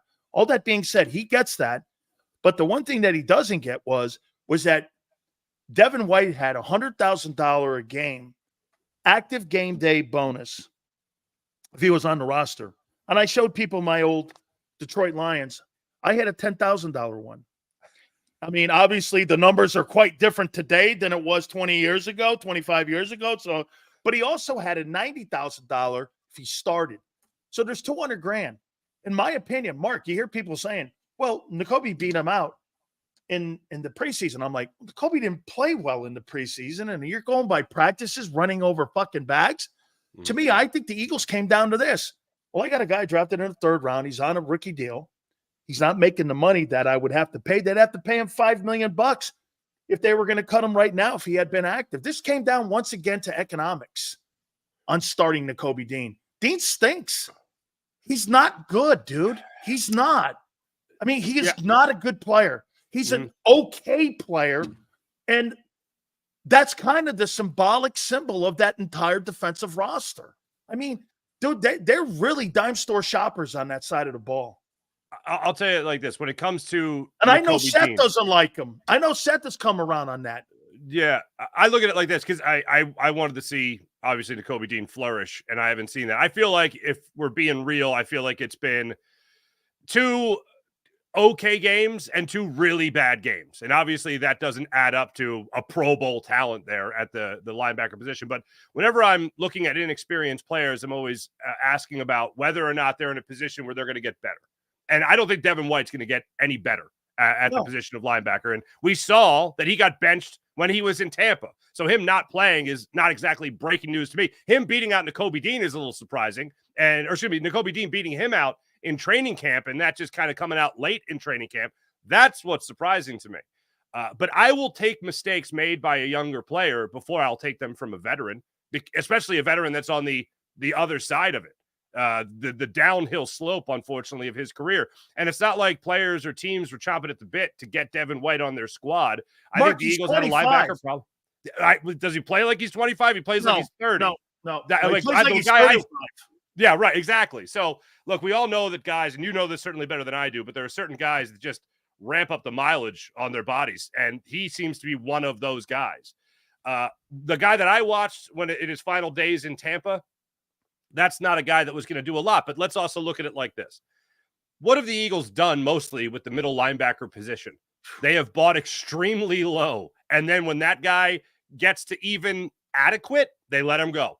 Alex Singleton, TJ Edwards actually rose up to be a pretty damn good linebacker. They let him go. They actually took a 3rd-round pick on Nakobe Dean, and they invested that in him and said, hey, maybe we get a steal here for a guy that could have been a 2nd-round pick, but the shoulder injury, and we'll see what's what there. When I look at the linebacker position, I don't see a position that the Eagles know how to draft. And that's unfortunate. And you're going to be seeing a point, I can almost guarantee it this season, where a lot of people are going to have the feel of Jeremiah Trotter in the middle of that linebacking core again. And they're going to get that feel of seeing some nostalgia back there, but also a guy that I will say this, just watching him in the preseason, watching some college tape on him as well. You talk about a guy that plays with instincts. I know you're also talking about an undersized guy, but he has the instincts. It's almost like his dad played forever in the NFL. He has those same instincts. He's been coached well by his father. So I think by the end of the year, you're going to be looking at guys like that. But one last thing on the linebacker spot. The Eagles also last year were looking at Miles Jack. The Eagles' best linebacker last year was Zach Cunningham. Remember at the end of the season, Eagles fans, we were looking at it like, hey, can we just get Zach Cunningham healthy? Because that will help us. It's been, unfortunately, a very, very low bar. But I look at Nakobe Dean, unfortunately, as a guy he's what's the up the river without a paddle right now. And I need to see some stability there, and hopefully that comes in the very near future. A couple last questions here for you, Mark. Jalen Hurts' play. Let me give you a stat here. Last 22 games, 27 turnovers. When it comes to the Eagle wide receivers being open, do you know that they have the 2nd best differential rating when it comes to being open? And he's 25th in accuracy. I know he doesn't have AJ, but last year that doesn't play out with me because you had AJ and Devonte and you had Lane down the stretch. And with these guys being out for a game, I mean, why? And the reason I bring up last year, Mark, I'm seeing the same problems of a year ago that I'm seeing in 24. The only thing that's different is different names. I mean, do you think he's going to turn this thing around? We're getting now to the point here. Since the 2023 season, you can make the argument that Baker Mayfield has outplayed him and been a better ball player. And you know who has a higher quarterback rating than him? Justin Fields, since the start of 2023. Is this continuing to go down this route, or do you see him turning this thing back around again? Because we're now getting into a conversation now where we got a lot of sample size where he hasn't. Yeah. I've been a huge Jalen Hurts supporter. Other than when he was drafted, and I argued against the philosophy of signing a quarterback and then drafting one, I've been a huge Jalen Hurts supporter. I am someone that is absolutely concerned. I'll even say extremely worried that these aren't things that are all of a sudden going to be corrected. And a lot of it's on Jalen. He's got final say over where that football goes. I don't want to hear anything about what he's coached to do. You have final say over where that ball goes. So when it's 1st and 10 and you're at the opponent's 19-yard line, you're just in the red zone, don't heave it in the middle of the end zone while you're scrambling around trying to make something happen. Live to fight another play. Situational football. Make good decisions with where the ball is going. If you have Saquon Barkley streaking down the sideline, make sure you hit him in stride to the point where all you got to do is throw it up and he'll run under it. There are simple things that seem to be not correctable right now for Jalen Hurts. And I think a lot of that's on him. Most of that's on him. A lot of it's also, I think, coaching. And I don't put a lot of emphasis on the idea that Brian Johnson went to the Washington Commanders and as their passing game coordinator, all of a sudden as Jalen Daniels in the Washington passing game looking pretty damn good. I mean, I think Cliff Kingsbury knows what he's doing with an offense as an OC. But I look at that offense and they seem to not have a lot of problems in that offense. I look at this Eagles problem, and one of the things that we were supposed to be so excited with Kellen Moore coming in is we were actually going to see motion. Well, every single week through the first 4 weeks of the season, we've seen a decline in motion. Now, today, Nick Sirianni talked about how, that's just game plan. That's just game plan. Well, whenever coaches go to the game plan, like, what about your bread and butter stuff? Like, what about the stuff where everything's going to hell? What can I get back to that I know we're comfortable and we can have success in? They didn't go to that against the Bucs. They didn't go to that at all, especially when you're trying to disguise things going up against a defense that you know is going to be coming after you. So, look, number one, I don't coddle quarterbacks, and I know it's a very popular thing for some people to do. Jalen Hurts needs to be better. We talk a lot about the frustration from Jalen Hurts to Nick Sirianni. Nick Sirianni's coaching for his job. He might be in his final days as a head coach. Think how frustrated he is every time Jalen Hurts makes a poor decision. Like, that's got to be frustrating too. So it goes both ways there. But when I look at a quarterback play, I blame the quarterback before I blame anybody else. And Jalen Hurts undoubtedly needs to improve tenfold in order to believe that this team is going to ever compete for a Super Bowl again with him as the quarterback. Last question here. You mentioned it. How much pressure do you think the Eagles are on with this Browns game? The Browns suck offensively. Now, here's what you do have, though. You got a hell of a coordinator on that side of the ball in Jim Schwartz. Myles Garrett's banged up coming into this game. They were number one in NFL in defense a year ago. Schwartz got a Super Bowl ring. Vic Fangio's never had a number one defense in the NFL in his entire life, and he's never had a Super Bowl ring. You're going against a guy who has both number one defense and he has a Super Bowl ring. Okay? How much pressure do you think that team is going to feel when they play that Browns team at Lincoln Financial on Sunday? By the way, I'm taking the 8.5 in the Browns. Ooh, interesting. Okay. I'm not saying the Browns are going to win outright. I'm going to take the 8.5. Yeah, it's not going to be a blow. This isn't going to be a game where the Eagles go, where Eagles fans can go, no, that's how they play. You know, I don't see that happening. Yeah, me either. But as far as pressure, I was the one saying there's never been more pressure on a week 1 game, Sills, ever, like it was in week 1 in Brazil on the Eagles, because if you Sirianni could be fired Monday. I think if they were going to fire him, they were going to fire him at the bye week. If they lose to the Browns convincingly by 10. Wow, if they do that by 10, if they do that, then this team is even more lost than I thought. And then this is coming from someone that wanted Sirianni fired at the end of last year. And it's not just about the play calls. I know a clip of you and I talking last year with me talking about play calling. People really had a lot of fun with that. It's not just about the play calling. It's about the dwindling responsibility of a quote unquote, and I gag when people say this, a CEO type head coach. He ain't a CEO. I know I've told you this before, but I'll reiterate. He's a regional manager head coach. He's a guidance counselor head coach. He's not a CEO head coach. But I think if Jeffrey Lurie was works at Home Depot, he's a GM at Home Depot. Wow. Excuse me. Where's the lumber aisle? Just follow the smell. Anyway, nails aisle 4. Yeah, right. I think if Jeffrey Lurie was at all close to firing him, he would have done it during the bye week.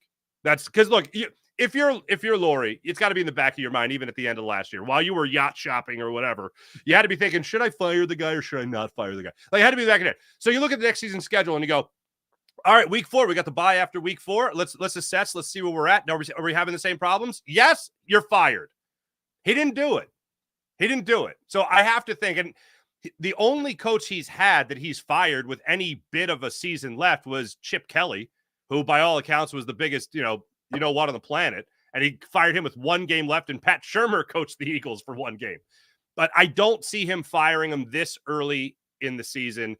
I think the season would have to be completely lost for the Eagles to make that decision. And I unfortunately, if you're asking me what I would do, if Jeffrey Lurie was calling me, tapping me on the shoulder, what should I do? You should have fired him last year instead of going yacht shopping. But he didn't. So now he is in a situation right now where he could just be stuck, unfortunately, to ride this out for the rest of the year and give Nick Sirianni that opportunity to coach the team the rest of the way. Well, I'm going to need a lot of espresso come Sunday, man. I can guarantee you that's going to be needed definitely for that game, because I can't wait to see how they come out of the gate. Farzetta, I appreciate it, my friend. Don't forget to catch him right here on JAKIB. He kicks off our broadcasting here on JAKIB Sports. Thank you so much, my friend. Always a pleasure, bud. See you later. You got it. That is Mark Farzetta. We appreciate him coming aboard. By the way, please do me a favor and hit that like button. Hey, that game on Sunday, I'll tell you what, come Monday, woo! Hey, you get beat in that game on Sunday. How you doing? Oh, yeah, Nick Sirianni, nails and hammers, aisle 4. I'd hire him for Home Depot. Would I hire him? No, because he'd give me a word salad. Hey, Nick, where's the betting? I need to make some planks for my betting. Well, it's all about the team. And we're going to do what's in the best interest of the team on building beds here. This is what we do here at Bed Bath & Beyond. Well, dog, I just need like some slats to go in my bed here. okay, because my back is killing me. Can you just lead me to where the bed slats are? Well, I'm going to tell you what's best for your back, and I'm going to tell you what's best for what I think is best for your bed. These are the slats. Just fucking tell me where they are. I don't need, just tell me what to do. Come on, Nick. I don't need you to give me some soliloquy. Holy shit, this guy's going to start reading me the Beatitudes. I mean, right? This guy's going to give me a sonnet soon. Shocked you there. You didn't think I knew what a sonnet was. Oh, it's all good. I swear, if this junior college defense makes Watson look good, I'm done. Oh, man. Hey, I could just see Deshaun Watson, breakout game, 28 of 34 for 375 yards and 3 touchdowns and 60 rushing and 2 TDs. This guy walks off a Lincoln Financial floor with 5 touchdowns and 400 yards of total offense. Whoo, man, is that going to hurt Monday? Actually, it'd be unbelievable content for Monday. Big Dom, the interim coach. He says, hey, by the way, you got a bouncer on the sidelines because your coach can't control himself. You know that drunk guy at a titty bar who can't control himself because he's always grabbing at the chicks? Not that I know, okay? That's who Sirianni is. And Big Dom's the bouncer at the door in the tux. He's got to walk over to him and go like this. Stop grabbing at the chicks or I'm going to slam you. I'm not saying I've had that job before. Yeah. Okay? I'm just saying to you, hey, Big Dom is like he's like a bouncer at a strip club. Okay? And there's Sirianni grabbing at the chicks. Hey, Chandelier. Hey, Mercedes. Hi, it's Nick. Sit down. Hey, sit down. Not that I know. I just heard these stories before. You could tell when a person knows absolutely nothing about their profession when they're throwing out 20 sentences for a simple question. He's the king of word salad. Hey, 2020 Watson incoming. That's all being reported by the great Xander Krause, who thinks I've been hard on him. I've not been hard on him. I thought he had great topics today. No crying. You sound like Howie.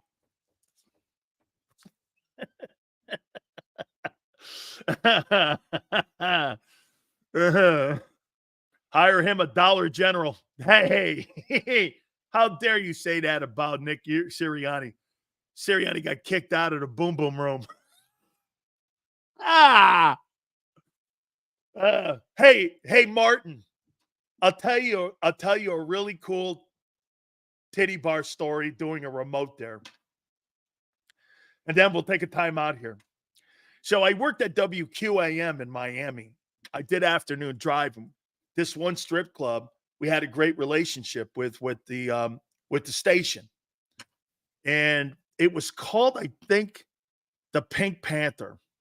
And the guy was great. So I had a really young producer with me, and a guy was setting. By the way, Joy Taylor came with me. Okay, so Joy was my on-air producer, and we had another an engineer kid.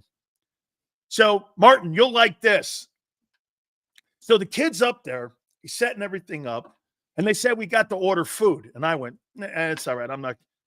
Hey, dude, unless I know the guy and the cook and all that, I'm not eating at a titty bar. It's not going to happen. Okay. It's not going to happen. So this kid orders a sandwich, and we're up in the VIP bet. Dude, you're going to love this.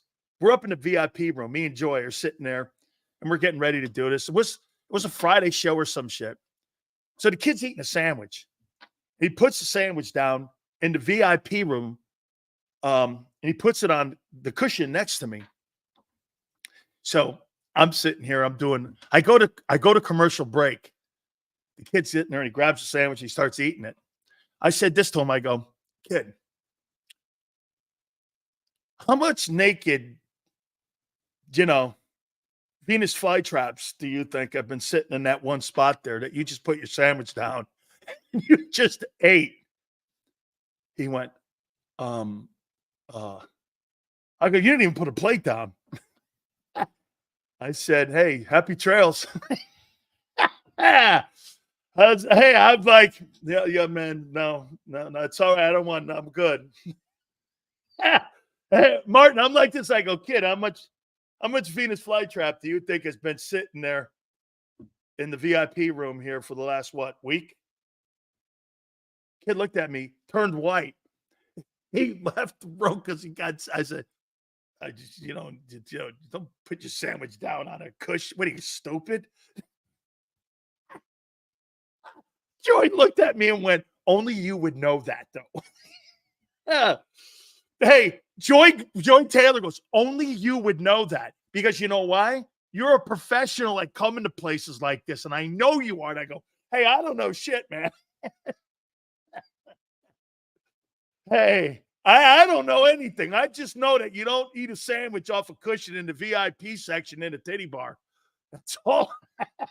Hey, just give me a scotch and soda. I'm ready to roll here. That's all. We're good. Okay?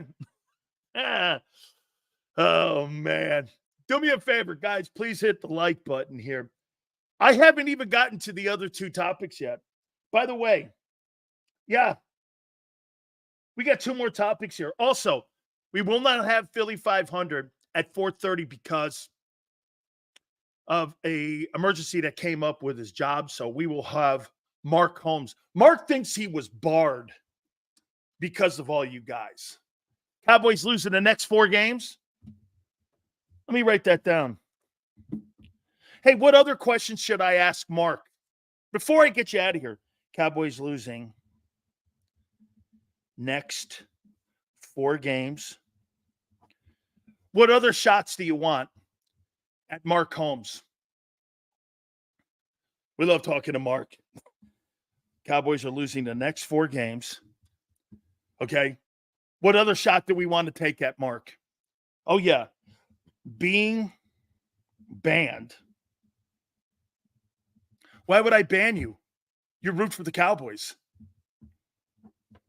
I mean, it's not like you're the Niners or anything. What's up with Dak and CD? Had a little lover's quarrel. Okay. What are they doing in the run game? These are great. I love it. Guys are helping me. Flush twice. It's a long way to Dallas. I love that, Chuck. Chuck. I'm sorry, Chuck. I'm stealing that. Okay. Old Mozzie. Okay. Chuck, I love that. Flush twice. It's a long way to. That's fucking hilarious. Kim's like, yeah, CD's horrible. Ask if Dak is ass. Mark won't answer these questions. Yeah, he will. Why do you think you can beat teams without... Ooh.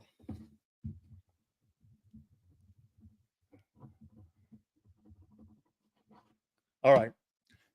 Guys, do me a favor. Please hit the like button. Mark Holmes is around the corner. Resident Dallas Cowboy honk who thinks he's been banned by you. He thinks you banned him. Me and Xander were like, who's Mark Holmes? Who's Mark Holmes? I mean, we don't ban anybody. Even Dick Train. We don't ban anybody here, man. So, I mean, I was like, who's Mark Holmes? Xander goes, oh, this guy. I go, oh, yeah, the guy on Wednesdays. Okay, yeah. Okay. Hit the like button. Keep it here, National Football Show. If you missed any of today's show on the JAKIB Media channel, listen to the podcast on your way home. Available on YouTube, Apple, and Spotify. He's blocked well and tries to cut through the middle. Oh! Your gut says Miami is going to win, and you should take the over. Your gut also said your NFT selfies would only go up in value. They didn't. But your head is on Sports Grid and knows the QB is in concussion protocol. The backup has a 45 QBR against the zone coverage. The New York D has the most sacks in the league. So yeah, trust your head. It's smarter to be on Sports Grid.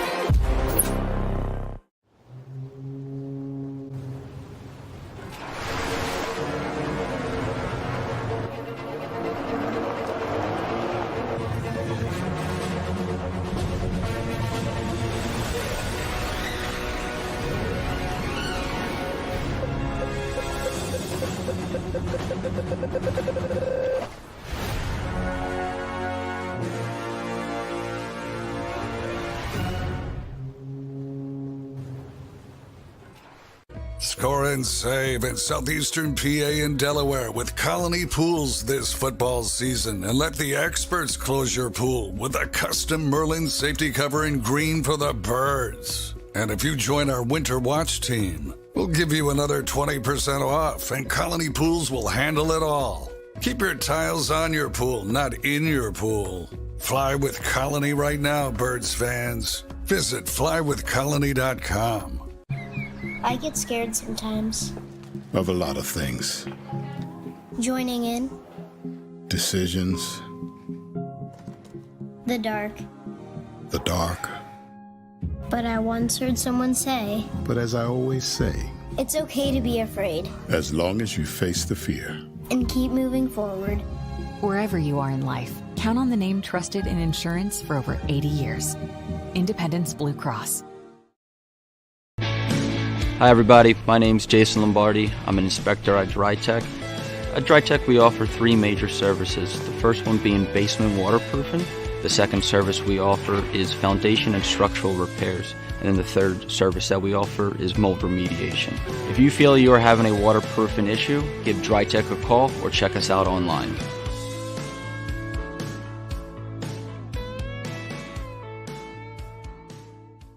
Heading down the shore, have a ball once more. Here, imaginations run wild and time stands still. Because here, you can find the best of the Jersey Shore, all on one 5-mile island. So leave the old you behind and get lost in the woods. Wild, wild, wildwood. Plan your stay in the Wildwoods today. EAGLES. Eagles.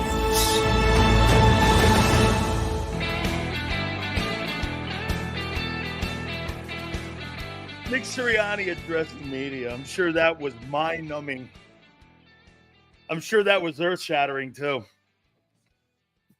He's so terrible behind the mic. Hey, I'll tell you a guy that I missed on that I have to go back and say is turning out to be a star football player. Aiden Hutchinson, man. He looks like he looks like J.J. Watt. Yeah.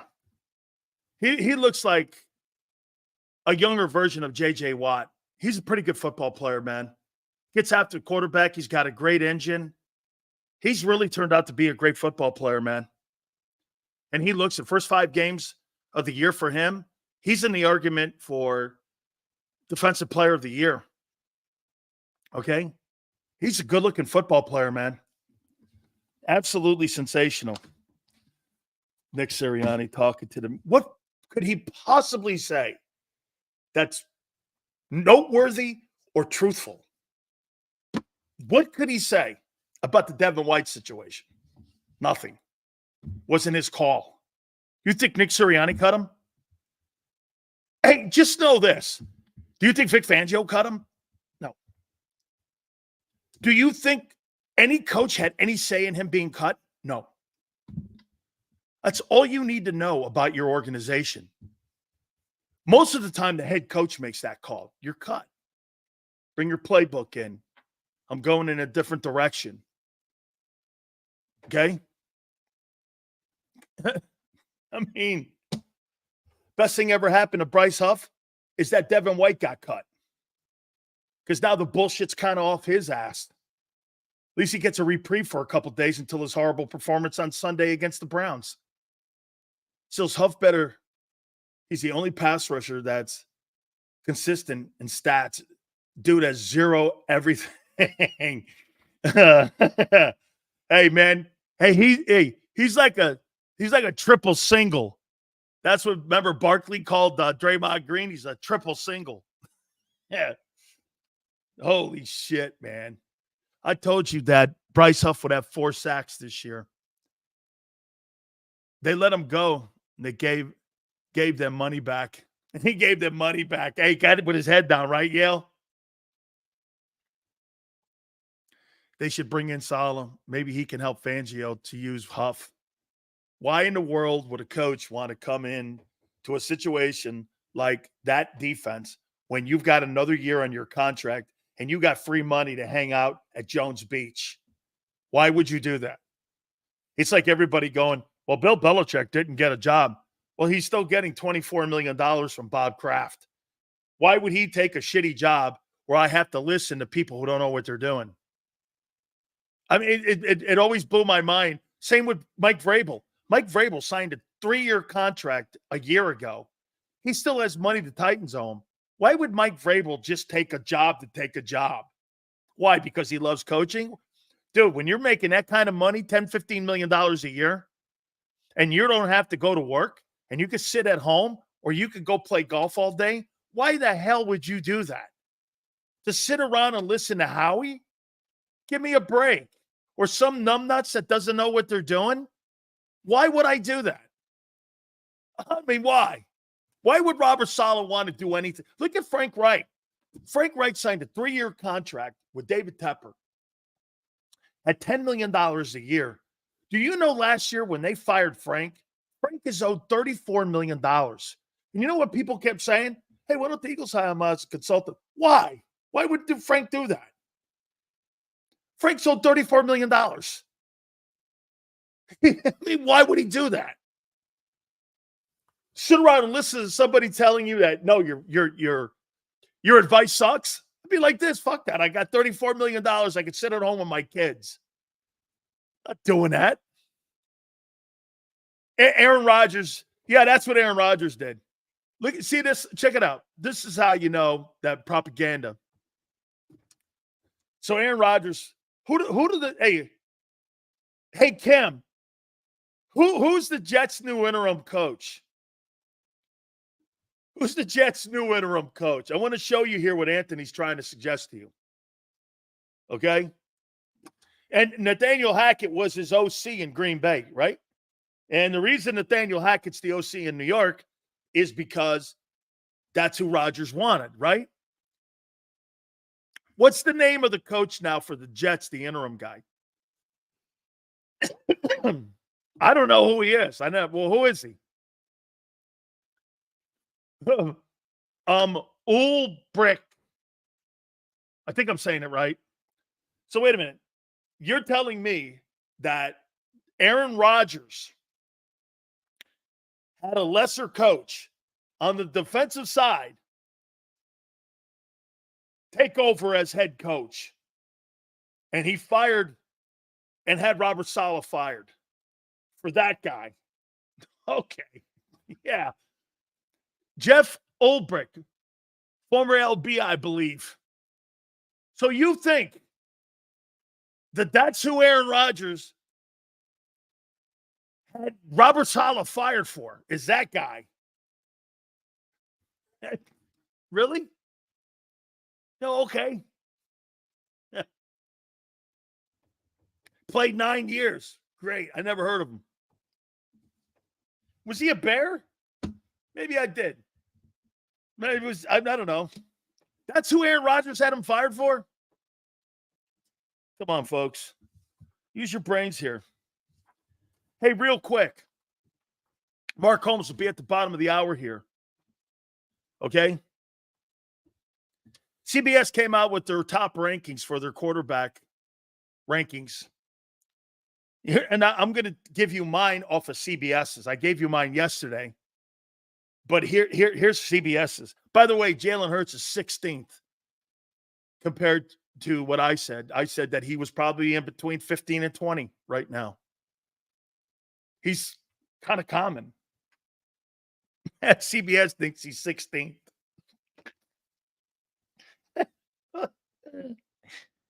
Oh, shit. They got Dak 10th. They got CJ Stroud 9. They got Sam Darnold 8. They got Jaden Daniels 7th. They got Patrick Mahomes 6th. Really? They got Baker Mayfield 5th. Where's fucking Hurts? They got Josh Allen 4th. They got Brock Purdy 3rd. Got Joe Burrow 2. And they got Lamar Jackson 1. Where's Hurts? Oh, my God. This guy's falling off the planet. I mean, pretty soon he's going to be a missing person. SOS. I put Dak 10, Darnold 9, Stroud 8, Baker 7, Daniel 6, Purdy 5, Burrow 4, Lamar 3, Allen 2, Mahomes 1 off of their list. Yeah, you did, Kim. Kim said between 16 and 17 when it came to Jalen Hurts. Still Josh Allen. Going to be out versus the Jets? Hell no. That guy's going to play through everything. He's tough, big. Second best quarterback in pro football. What are you doing? Look at Forrest. It's the turnovers and the shitty play. and the shitty play. Let's not forget that, too. Hurts needs AJ and Devonte and Saquon to put up 30-plus points. Eagles will try to draft a quarterback in the first 3 rounds next year. Oh, that's a great take. Hey, Pete, would you take a quarterback in the 3rd round next year? That's a great topic. That's a great topic, Pete. Would I take a quarterback in the 3rd? Oh, wait, you can't. You gave your 3rd away for Dotson. Oh, my God. Oh, shit. You can't. You can't. Pete, you know why it's a good deal? I think we got 2 of them. Let me check. Yeah, check for me. Do they have, if they have 2 threes, I'll tell you why. It's a good bet, Pete.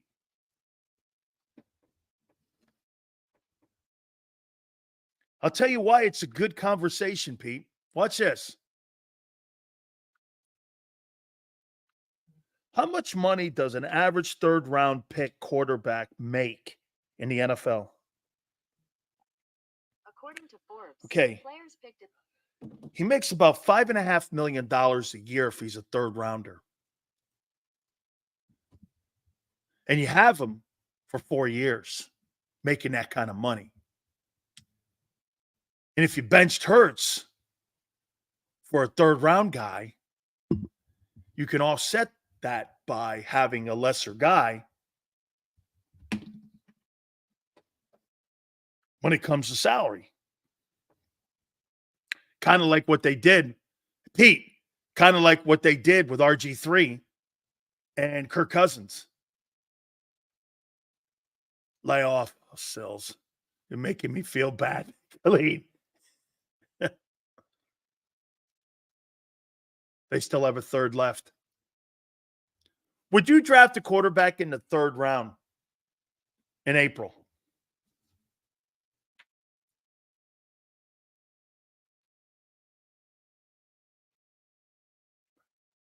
On October 9th,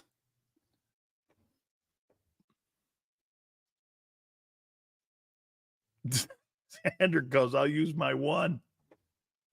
Then you get a 5th-year option. Then you mean pull a Michael Penix. Kirk Cousins for 2 years, Penix in the 3rd. Then you move off him. Is that what you want to do? You pull a Michael Penix. I mean, they just signed Kirk Cousins to a 3-year contract making $50 million a year. And they got Michael Penix for 5 years with the option. 2 years, you move off of Kirk Cousins and you slide him in. Could you do the same thing with a 3rd round pick? Yeah. Hurts is not getting any better. It's not happening. He's below average as a player. He's not going to elevate your players. He doesn't elevate anybody around him. They're good because they're great. They elevate him. Obviously, we see it. He doesn't elevate players. The players elevate him. I need a quarterback who elevates others. not vice versa. Right? But then again, you got Howie drafting.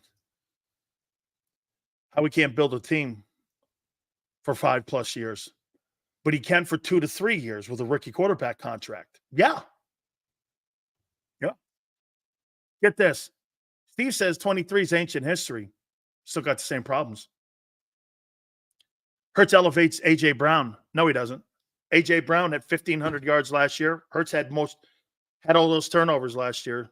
He didn't elevate his game. A.J. Brown elevated it. He didn't make A.J. Brown better. How's that possible? A.J. had a career year. Hurts had the second most turnovers in the league. Where did he get better? You fired a coordinator too. And then you're also talking about the worst drafting general manager that's in the NFC East by far in Howie Roseman. He's terrible. Horrible drafter. He elevates others when he is elevated. He hasn't been elevated since the Super Bowl. Only had moments in 23. In my opinion, 22 was an aberration. He did elevate his game. He was in Tennessee underperforming, and he came here and he became a star. Then how come every time he's not on the field, Hurts looks like shit? Okay? He elevates Hurts. Hurts doesn't elevate his game. Dude, he has 27 turnovers in 22 games. How is he elevating himself with A.J. Brown? How? Baker Mayfield has been a better quarterback since the start of 23. Where are you getting this? And he's won more games. And Mayfield's beat him twice in a row. He's not better than Baker Mayfield. AJ was a stud since he came in the league. Not really in Tennessee, he wasn't. Not really. Where do you all get these 22 game stats from?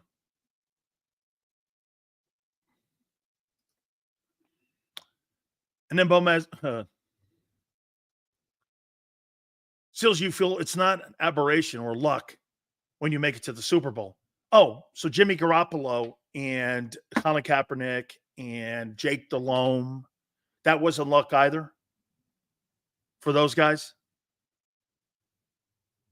Rex Grossman. Sean, that wasn't luck then? Those guys were great players then in your eyes. They also made it to a Super Bowl. Rex Grossman, I think, went 14-2. Did the Bears? Hey, guys, hook me up on this. Hey, Niner all day. Did the Bears in the Rex Grossman year, they went to the Super Bowl and lost in the Super Bowl to the Colts? Did they go 15-1? Kind of like Hurts? Did that Bears team with Lovey go 15-1? I forget. I could have swore that Bears team went 15-1 that year. Oh, sexy Rexy. Got there with a 15-1 record, baby. Just like old Jalen Hurts. Quarterback participant in the Super Bowl. How you doing? Kyle Orton was 13-3 then. Grossman took them to the Super Bowl after Kyle got hurt. Oh, okay. Kyle Orton and sexy Rexy Grossman. Sexy Rexy and Jimmy Garoppolo and the greatness of Hurts. All in common there. Got a lot in common. 1 year stiffs. I don't even think Goddard is worth paying when his contract is up. He runs like he has something up his pants. Hoss, the quarterback can't find him.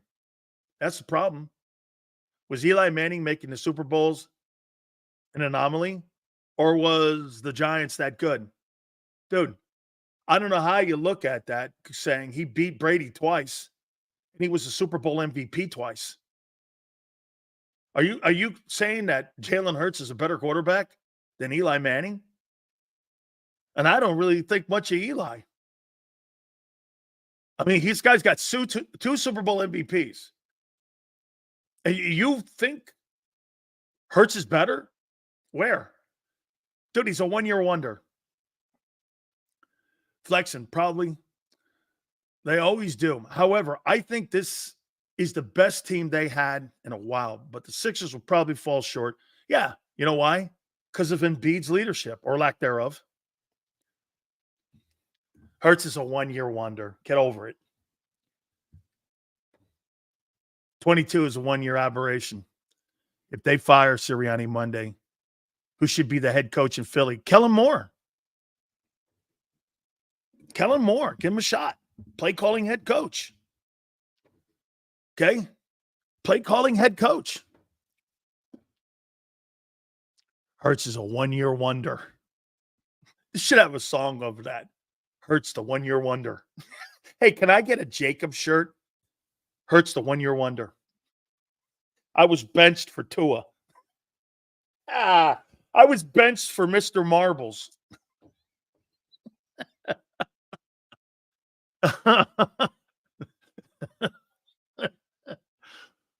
Oh, man. I was benched for Milli Vanilli. Hey, Hurts. I was benched for Milli Vanilli. No, wait a minute. I was benched for Tanner McKee. I was benched for, what's the boss's New Jersey thing called? For the boss. I was for Kenny Flickett.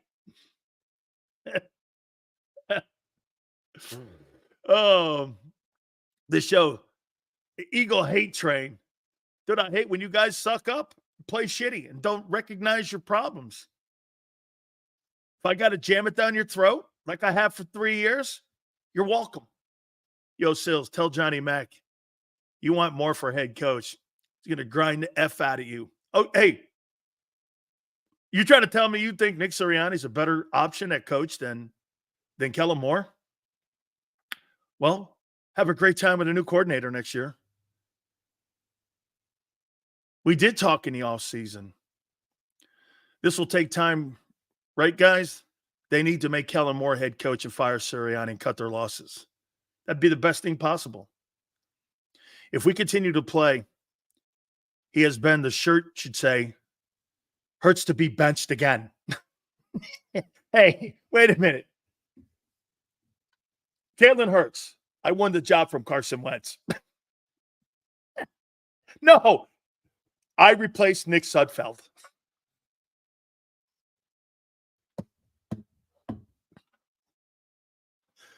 I beat out Nick Sudfeld. Nick Sudfeld. Is it Nate or Nick? Is it Nick or Nate? I forget. Is it Nate? Nate Sudfeld? I was benched for Nick Sudfeld. Oh, it's Nate. Excuse me.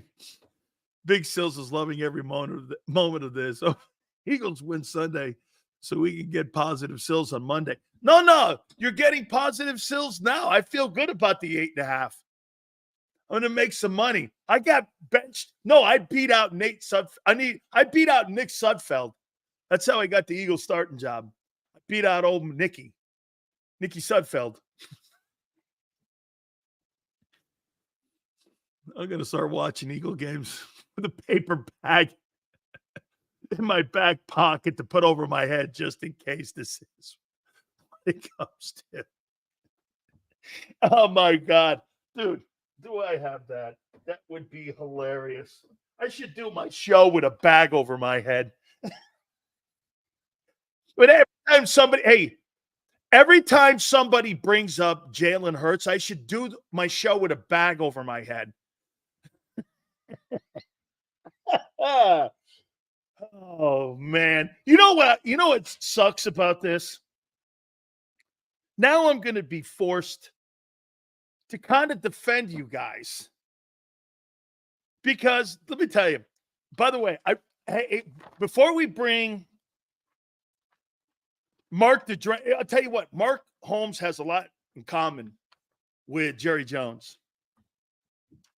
Any chance, Jerry, are you trading away Michael Parsons?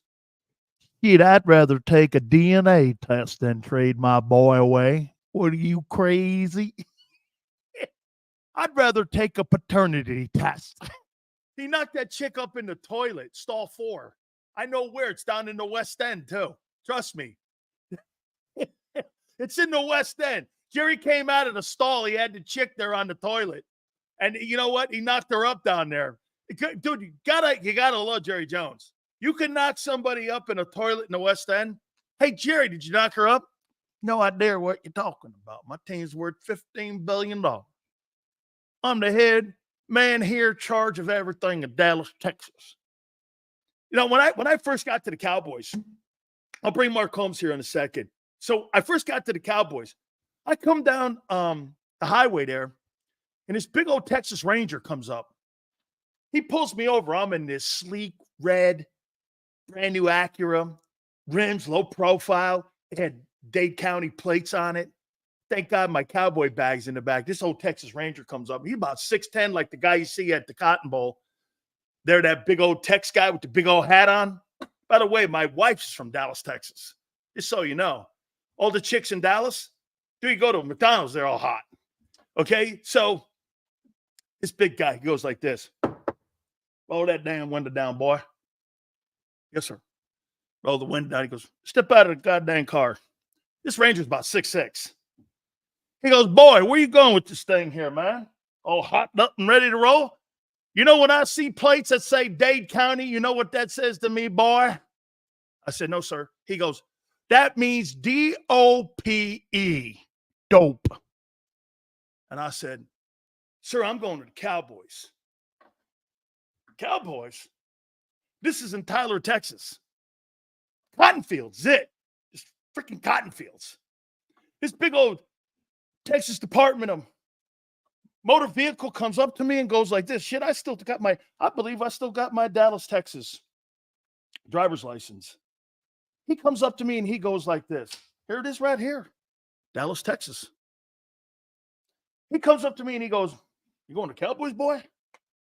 You want to play for Coach Landry? Shit. Give you an escort down there, a little butt down the way there, and I'll hook you up to my boy down there. Thank you, sir. He goes, let me just tell you something. See that car there, boy? I'll take your ass in just to shake you down here. We don't like them Floridians coming in through Texas. You know why? You in a different country now, son. You in Texas. And I'm like, yes, sir. Okay, all right. If I didn't have my bag, no way. Big Seals would have been in the pokey. God knows what would have happened. I may have been picking cotton in Tyler, Texas. All that being said, that's back when the Cowboys are good. You know, like MySpace, you know, digital telephones. And see, Mark now, he's 3-2. Thinks he's sitting good. But as many of you know, he's going to lose the next 4. Okay? So without further ado, the man, the myth, the legend, who thought he was barred. I said, Xander goes, hey, Sills, Mark Holmes says he's barred. I go, Mark Holmes who? I go, oh, Mark Holmes.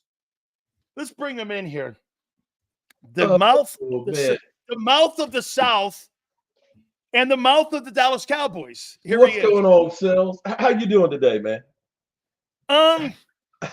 I always have to change gears when you come on for some reason because. Oh, do you? Now, let me ask you, are you hitting that whiskey? Because it's actually rum. Oh, wow. Really? Yeah. 1888 rum, man. This is good stuff here. It's nice. Did you get that from the grandma up in Vermont? Is that where you got that rum from? You mean my safe house? You know, I have to tell you, I'm going to ask you something. How is it the Eagles lost and they didn't play? What are you referencing, Mark? Devin White? Yes, that was a mistake by His Highness Howie Roseman. Yes, that was a mistake that they made, and they've made numerous mistakes when it comes to building their football team. You know what's funny about it is I went back and I looked at a Philly 500 tape of him praising the move of Devin White. He said it was the biggest free agent signing of the offseason at that point. And the funny part was after that, see, this is where karma is a bitch. Because after that, he started talking about Mark Holmes is hiding out at a safe house in Vermont. Okay. So that shit kind of came full circle back to you guys. Now, you did say I can laugh now because I'm going to lose the next 4. You know what's funny is last week you said he can laugh now because he's going to lose the next 5. Yeah, you beat the shitty Giants. Congratulations. Wait, shitty Giants. No, we just beat the Steelers. The top 5 defense. Oh, yeah, I forgot the greatness. On the road.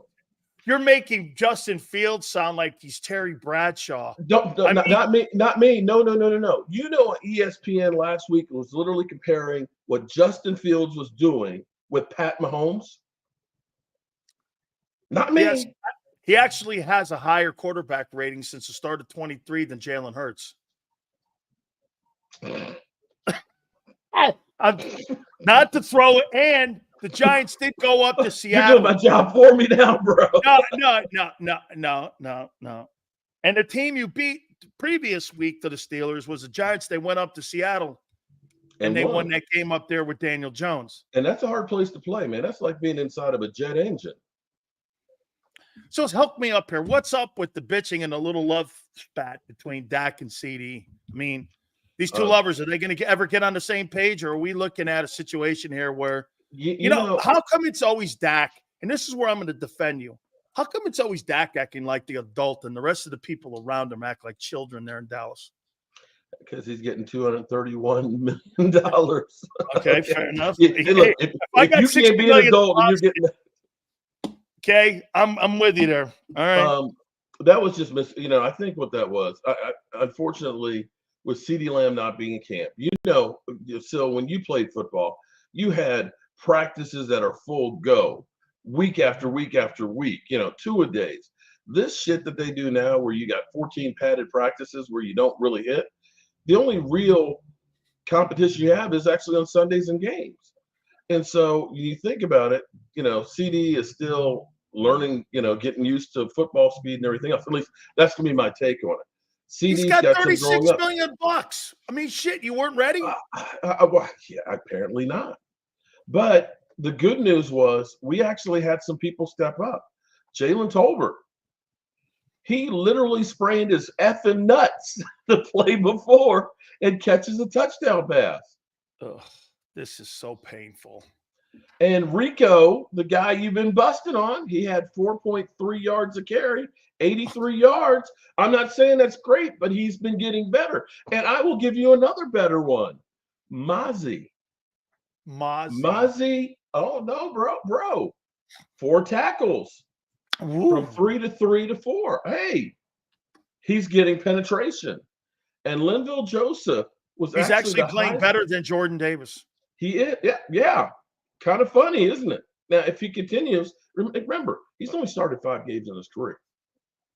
He's still relatively He's playing better ball right now than Jordan Davis. Yeah. Hard to I know it hurts you to say that. Yeah, because I need to see a little more out of the kid. I mean, don't worry, man. The next 4 games, you'll be back down to reality. You'll have that bottle shot down in a month. That bottle will be empty.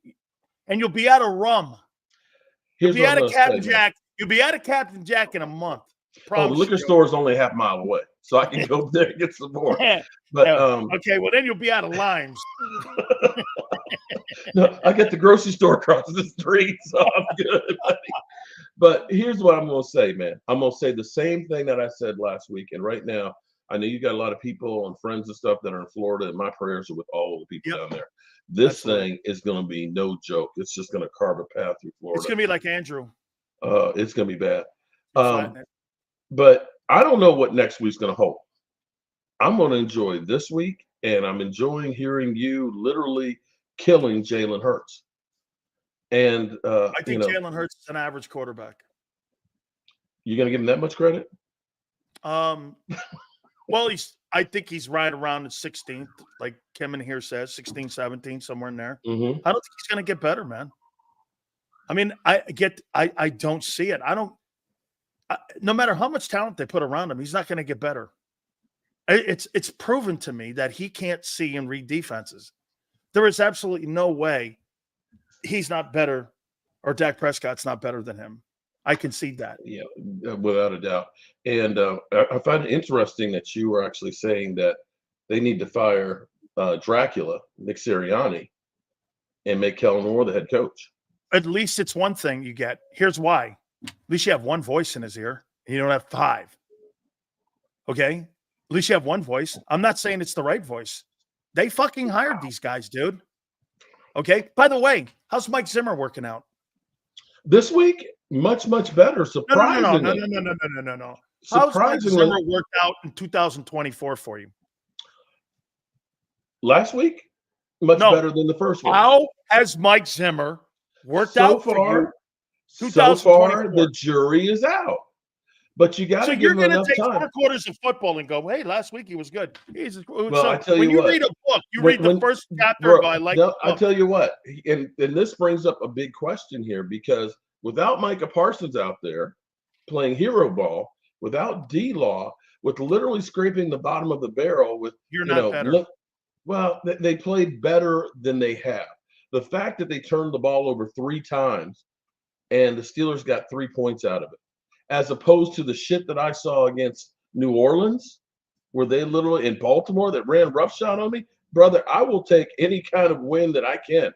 I don't pretend that the Steelers defense and offense is great, but they made improvements. I'm going to make a concession to you. Jalen Hurts is overrated. Yes. Will you make the concession that Michael Parsons is overrated? I think what happens with Mike, yes. The thing is he's good at some really at rushing the passer. His speed is unmatched, but you can scheme against him. He is not a every play type of a guy. And this is where the Cowboys were better actually run stopping, because they ended up basically having bigger guys up on the front and taking care of their assignments. So I don't know, when you start playing without a player and you start doing better, you start to question, do I make this guy the highest paid? And I will bet that Micah Parsons will be playing on his 5th-year option, because that's what the Cowboys do. They don't like to pay you until they absolutely positively have to. So I make no bones about it. The Cowboys will probably still look at it the same way they did CeeDee Lamb. Do you think they're in the Devonte Adams sweepstakes? No. I think, if anything, if you put Devonte Adams on the other side of you're preaching to the choir. And the Y and the Z, with the lack of that shitty run game that you now think is picked up because of Ricky Ricardo. Hold on, bro. I'm going to tell you that is going to help. Are you actually trying to say that the Steelers defense is not legit, especially at home? It is. Here's the thing. Here's what happened for the Cowboys, and I hope that they stick with it. They took Tyler Smith when Tyler Guyton got hurt, who leads the NFL in penalties, has given up 4 sacks, who has a confidence problem because he's played on the right in college. Now he's playing on the left, and he's not used to people crashing on the inside like this. He's having a hard time dealing with that. When they put Tyler Smith out at left tackle, he locked that sucker down. Josh Ball played incredible at guard in comparison to what you would think for a guy who really hasn't played. And I think going forward, that's the best offensive line the Cowboys had. That second half, Dak was not running for his life, was able to actually start making some plays, be it he did have some turnovers, but you saw the running game start to pick up steam. And the key on this is the Cowboys hit 9 different players with catches. When you can spread the ball all over the field like that, that's winning football. You don't have one guy you can stop. And it was good that CeeDee Lamb, after that interception in the end zone, that they went away from him and they started using all these other guys. So now all of a sudden people are playing better. You can't be a one-trick pony. God, the Cowboys, man. Hey, do you think you're beating the Lions? The Lions are pissed off. They're still mad about the 4th down. It's like, how many 4th downs does it take to beat the Cowboys? They're coming in angry. They want what we have. I don't know. It's a tall task to beat them. As beat up as we are, It looks like Carson might be back. Deron Bland might be back. Parsons will be gone.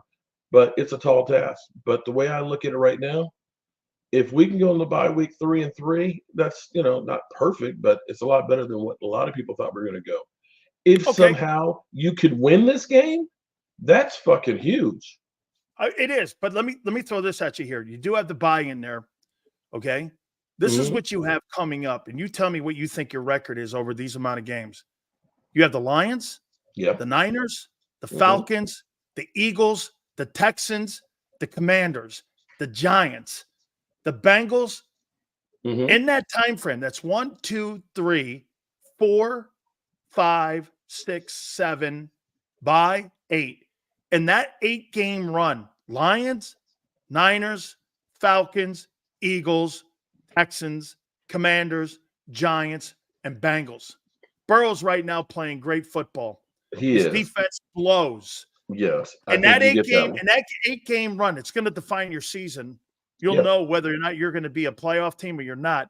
You tell me what you think your record is heading into that 8 games, counting this Lions game coming up. 7-5. If you end up 7-5 total, we're in great shape then. You'll win the East. Well, you'll compete with Washington for the East. Because that means you would have beaten Philly. I think it's going to be hard to beat the Lions, but having the bye week before San Francisco it'll also depend on with Christian McCaffrey. He's beginning to start working out. If he's actually back and able to actually perform, that changes that offense. But the 49ers, that first Philly game in that's Philly? In Dallas. It's in Dallas. That's the one you were supposed to be coming to. I will be there at that one. It's at AT&T. Yeah. But we haven't played good at AT&T this year. We got 2 losses there. So I'm hoping that we find a way to turn that shit around. So in 12 games, you think you're going to be 7-5? You think you're beating the Bengals? I think we're beating the Bengals. I think we'll beat the Commanders. Beating the Texans? I didn't say the Texans. You I said know the Giants in there too. Here, so. let me go down this list here a little bit because this is going to tell us a lot about the East here. Do you think you're beating the Lions? I'm going to say we'll either beat the Lions or beat the 49ers. Okay. You beating the Falcons? I think we beat the Falcons. Dak is on Kirk Cousins. I think we're beating the Eagles in Arlington? Beating the Eagles, yes. Are you beating the Texans and the Commanders? I think we lose to the Texans. We beat the Commanders. You think you're a better football team than the Commanders? I'm going to say pump the brakes a little bit yet on the Commanders. Let me see them with some better teams right now. And right now, the jury's still – nobody really has a book right now on their quarterback. That's a pretty big gauntlet of games that you have. That is. And if they can come through at 7-5 – that Texans team, Kerry, you have a physical Eagle game, then you have a physical Texans game, and you're going to have a physical divisional game with Washington. And you think you're going to have the depth to be able to get through that little 3 games, let alone 8 games? Here's where after the bye week, we'll get Micah back. We'll have Deron Bland back. We'll probably end up getting Brandon Cooks back, although Jalen Tolbert, the number 2, I think right now is better than Brandon Cooks. When you get the end back, you'll get Marshawn Lynch. You'll get him back. He'll be out for about 3 weeks, 4 weeks with the sprained MCL. And Marshawn Nealon, who early on in that game actually had 2 tackles early and was actually looking really good. He'll probably miss about 3 weeks. So we will be getting some more players. Where do you get the other end? D-Law probably is going to be 4 to 8 weeks. He's on injured reserve. You're getting him. You're going to get him towards the back end of this. Yeah. So you're going to get him probably down here near Carolina and Tampa and the Eagles and Washington. Dude, look at what you have going out here. Oh, we got a tough schedule. It's not a cake one like the Eagles have. Going on to Cincinnati, you're going to be 7-5. Well, there you got Carolina. That's a win. The Buck game is no given. The Eagle game is no given. The Commander game is no given. The Rams, will see if they get Cooper Kupp and Puka Nacua back and some of their guys, but if not, you should beat them. The Raiders are beatable, and you're going to end up with the Chargers. The Chargers might be fighting for a playoff spot there at the end of the year there. It's not going to be easy.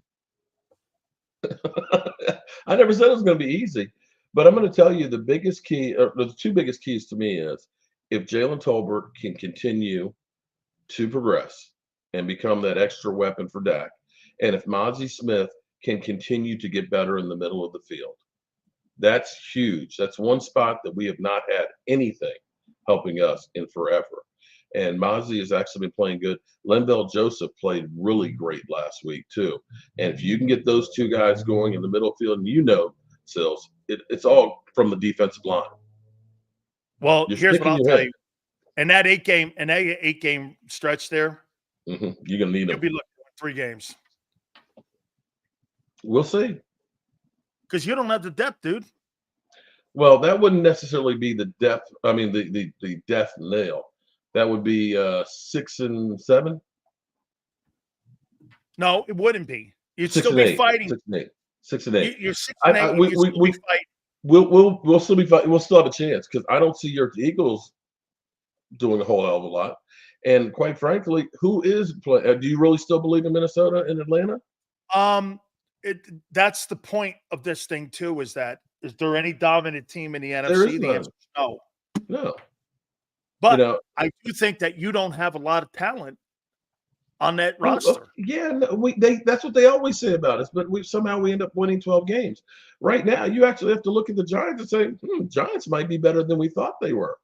To go to Seattle and win, people don't remember that Washington only got 7 field goals to win that game. It was 21-18. So maybe they're actually not that bad team. The Eagles might have to worry about the Giants. Oh, I think the Eagles don't have any. They have no givens. Like this weekend, here's my biggest problem. And this is what you got the easiest game this week. But it's not. And I'll tell you why. Just Cleveland?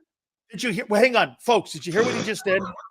There's Cowboy fan for you. Because you know why? This is how the Cowboys get annihilated by Arizona, thinking like Mark. That's how, you know why? Because Mark goes into that Arizona game thinking we're going to knock the pants off them and they run you out of the stadium.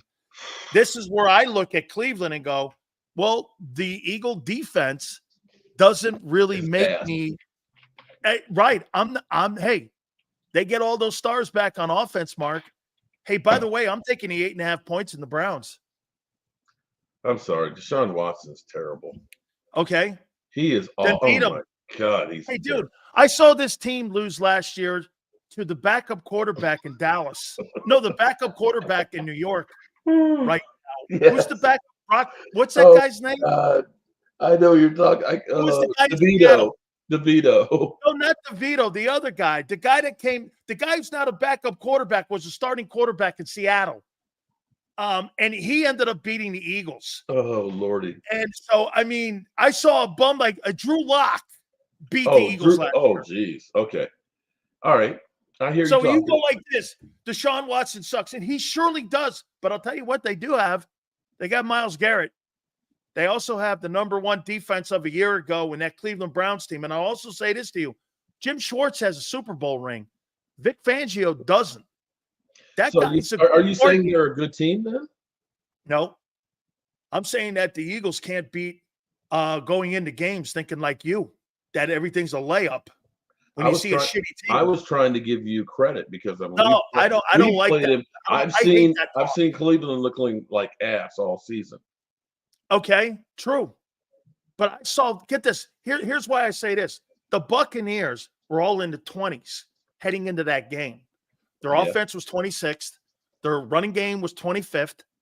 They were 26th on defense. They were 8th against the run. And you know what they did? They went down there and the Eagles got killed. They got killed by a team in the 20s. Okay, now you got another one. You got a quarterback. And here's my problem with the Eagles. Your corners play 10 yards off the ball. Your safeties play 2-eye safety 25 yards off the ball. I don't care who you are, Mark. At the end of the day, you could turn Deshaun Watson into a guy who goes 38 or 28 or 34 for 370 yards because you're not covering them. They play 10 yards off the ball. Baker Mayfield had played pitch and catch last week with that Eagle defense. They had no shot. Wow. You know what? I thought that Cleveland was the slump buster, the team that you play to get healthy on. It's beginning to sound like the Eagles are the slump buster here, bro. No. They get their guys back. No, they get AJ, they get Devonte, they get Lane back. That should play a factor. But my problem is on defense. Where are you getting better? You don't have quality players over there. I mean, they have no edge rushers. Their 2 tackles are underperforming. Mm-hmm. Their linebackers are trash cans. And Devin White couldn't even get on the – I don't understand how Devin White couldn't get on the field. They played him every preseason game. And they made it seem like Nakobe Dean was some sort of like the next coming of Seth Joyner. And that wasn't happening. And like their corner Slay is burnt. The other guy, Quinion, looks like the deal. Now they're going to put a rookie in who had no camp. And they're going to put Cooper DeJean in the slot over Ante Maddox, who sucks. By the way, be fair also, CJ Gardner-Johnson has sucked. So, but other than that, they've been great. So going into the Cleveland game, I'm like this. I don't know. Nick Sirianni could be fired Monday. Wow. You know, you lose by 10 to the shitty Browns, and you're 2-3 with a team who spent $200 million in offense. See, that's the shit they won't do in Dallas. You know why? Because the guy making the decisions in Dallas is the owner. Mm-hmm. And that's why you're status quo. See, you're the toilet bowl that never flushes. You know that turd that just goes around. Oh, man. Come on. And it just sits there and it just sits there. And it just but we find a way to get a win. At least the Eagles can flush it. Well, you can. Let me ask this. Where's Philly 500 today? Yeah, he had an emergency. Yeah. I bet he did. I bet he did have an emergency. Hey, wait, right here. Look, are you saying he's ducking because his team's starting to look a little suspect? Yeah, he is. He's hiding out at the safe house. It's okay, Philly. It's okay. I don't bite. So the toilet bowl that never flushes. So you were mentioning that stays at the top, and you got to kind of like bang on it. You were mentioning last week that you got a text back from Stephen Jones with the smiley face about Devonte Adams, and I have to agree with you that if the Cowboys were to get him, here's what the hang up is. The because of his age, it's not the money. The Raiders want a 2 for him. No team has offered a 2. You know what? The way the Cowboys suck with our second-round picks, I'd say thank you. We have sucked. Okay, in the last 15 would you years, give would you give a 2 and 36 or would you give a 2 and $28 million a year up when you just paid a guy $35 million? How much did you pay AJ Brown and Devontae Smith? 35 and 25. AJ's Devontae's deal is prorated out. You don't see that hits for 3 more years. So there you go. You get a little bit of a deal there. Mm-hmm. And you got triggers with CeeDee Lamb that you can put that money out the same way too. You could defer it. That's right. Here's the thing is when you talk about money, how much money is it worth for a Super Bowl? No, I completely agree. So here's why I think the Jets and the Bills could come in and swoop down and get Devonte Adams is because those teams might be desperate. If the Buffalo Bills lose to the Jets on Monday night, I guarantee you they give the 2 up for Adams and pick up the contract and put Adams in Buffalo, and that will change the dynamic in Buffalo. There's teams right now. Do I think it's a high probability Dallas will take him, Devonte Adams? Probably not, because the pick is too high. Jerry doesn't want to give the 2 up. But see, here's the thing, though, I'm telling you. That's for a fact. I hear you. I hear you. But listen to the picks we've had. We've had Sam Williams. We had Marshawn Nealon this year who's gotten injured. We had you're missing the point. Tristan Hill. I get it, but we suck with that. The point is the money. Because if even when you miss on those deals, you're not paying. Those second and third round deals, you're not paying $36 million or $20 million, $28 million with a guy that you have on your roster that's killing your roster. I agree. They won't do that. But to me, they'd rather kill the pick. Sense. Okay. They'd rather kill the pick than kill the pick and have to eat the money. So when the Denver Broncos went ahead and said, we'll give you a 3rd-round pick for a 1-year rental for Von Miller, was that not worth it? Yeah, it was worth it. Because it was for what, 7, 8 games? Yep. For a 3rd-round pick? Yeah. And you got a Super Bowl. So there you go. But they were closer than you. Well, but look at the opportunity out here right now. Peyton Manning. I understand. Oh, well, we got Dak Prescott, who is not that bad. And you give him a weapon, he's going to make him better. Are you trying to say Dak Prescott's Peyton Manning? I'm going to say, here's what I'm going to say. Now, he may have been that version of Peyton because Peyton wasn't. Oh, here you go. Here you go. No. Don't ever say Peyton Manning and Dak Prescott in the same breath unless you're doing Frito. How long was it before Peyton commercial. Manning got his first Super Bowl? Hey, all I'll say to you is, hang on here. The only time you mention those two guys together is they're doing a Frito-Lay commercial. Okay. That's the only time Here's you what mention I'm going to those two say, together. though. Here's what I'm going to say. Every wide receiver that the Cowboys have had their best years statistically with Dak Prescott. They've gotten better. Des Bryant had more yards per reception than with Tony Romo his last year with Dak Prescott. You took guys like Randall Cobb, who Green Bay literally left on the side road that's garbage, and he took that guy and got him 800 yards, and he got a $25 million contract to go play with the Texans and did absolutely nothing with Deshaun Watson. So you bring somebody in like Devonte Adams and can spread that ball around there, where he's literally working with guys. Our next 3 receivers after CeeDee Lamb have a total of 600 yards in receptions. You give him that guy, it's going to open up lanes for the running game, and it's going to make your whole offense that much better. Do you think Dak Prescott makes shitty players better? Yes.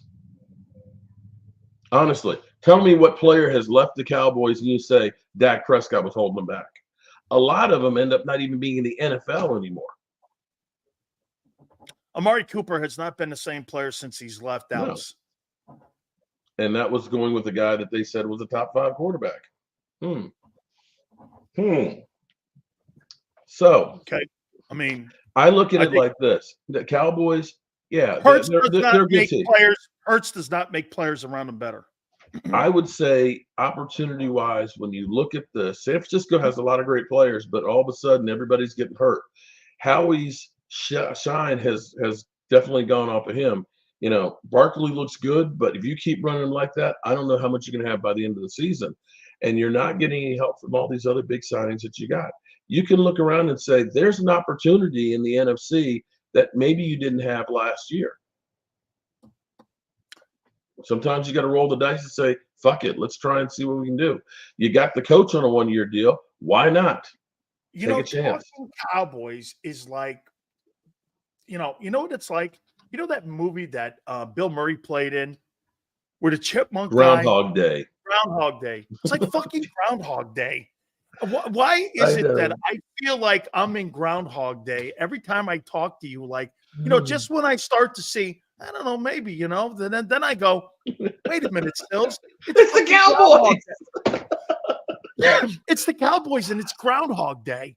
I wake up every day and go, hey, maybe, I don't know. It looks like then you go, no, don't do it. I want to punch myself in the face every time I talk to you sometimes because the way you talk about these Cowboys, do you think the Cowboys can win the NFC? You mean East? No, the NFC. So wait a minute. Have you lowered your standards now in Dallas? That No. You know what? Anything can happen because it's always funny. No, hold on. Let's think about this for a second. Okay, Kamala, I got it. Okay, at the end of the season, what all of the talking heads do is they say, this team was a playoff team. They're going to be a playoff team next year. This team went to the Super Bowl. They're a Super Bowl favorite next year. They did that with the Eagles, and they were a flawed team the whole year. They did that with San Francisco, and you look at it and say, they're getting a lot of injuries. Maybe the shine isn't quite there. And all of a sudden, you see teams like, Miami that look like dog shit right now. And then all of a sudden, Atlanta looks good. And Minnesota looks good. Anything can happen. And it's too early because last year, this time, we were talking about how bad Green Bay was before they came in and roundhoused us in our own house. It's too early to tell. And I will say, as bad as your freaking Eagles have been with the cupcake schedule that they have, they can get right real quick. And all of a sudden, get a bunch of wins and win the division. And Hey, Washington, Washington, they're looking good. They play But the same guys you play. No, actually, They play the AFC North. Bro, have you looked at your schedule the rest of the way?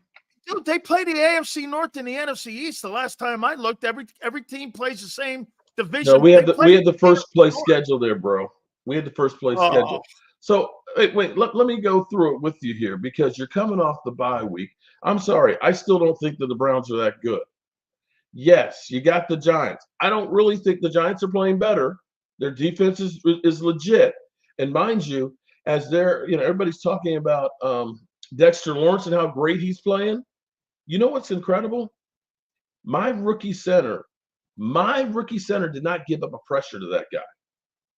Think about that for a second. Not a single. You're giving Scooter Beebe. Cooper Beebe. Cooper. Oh, it's not Scooter.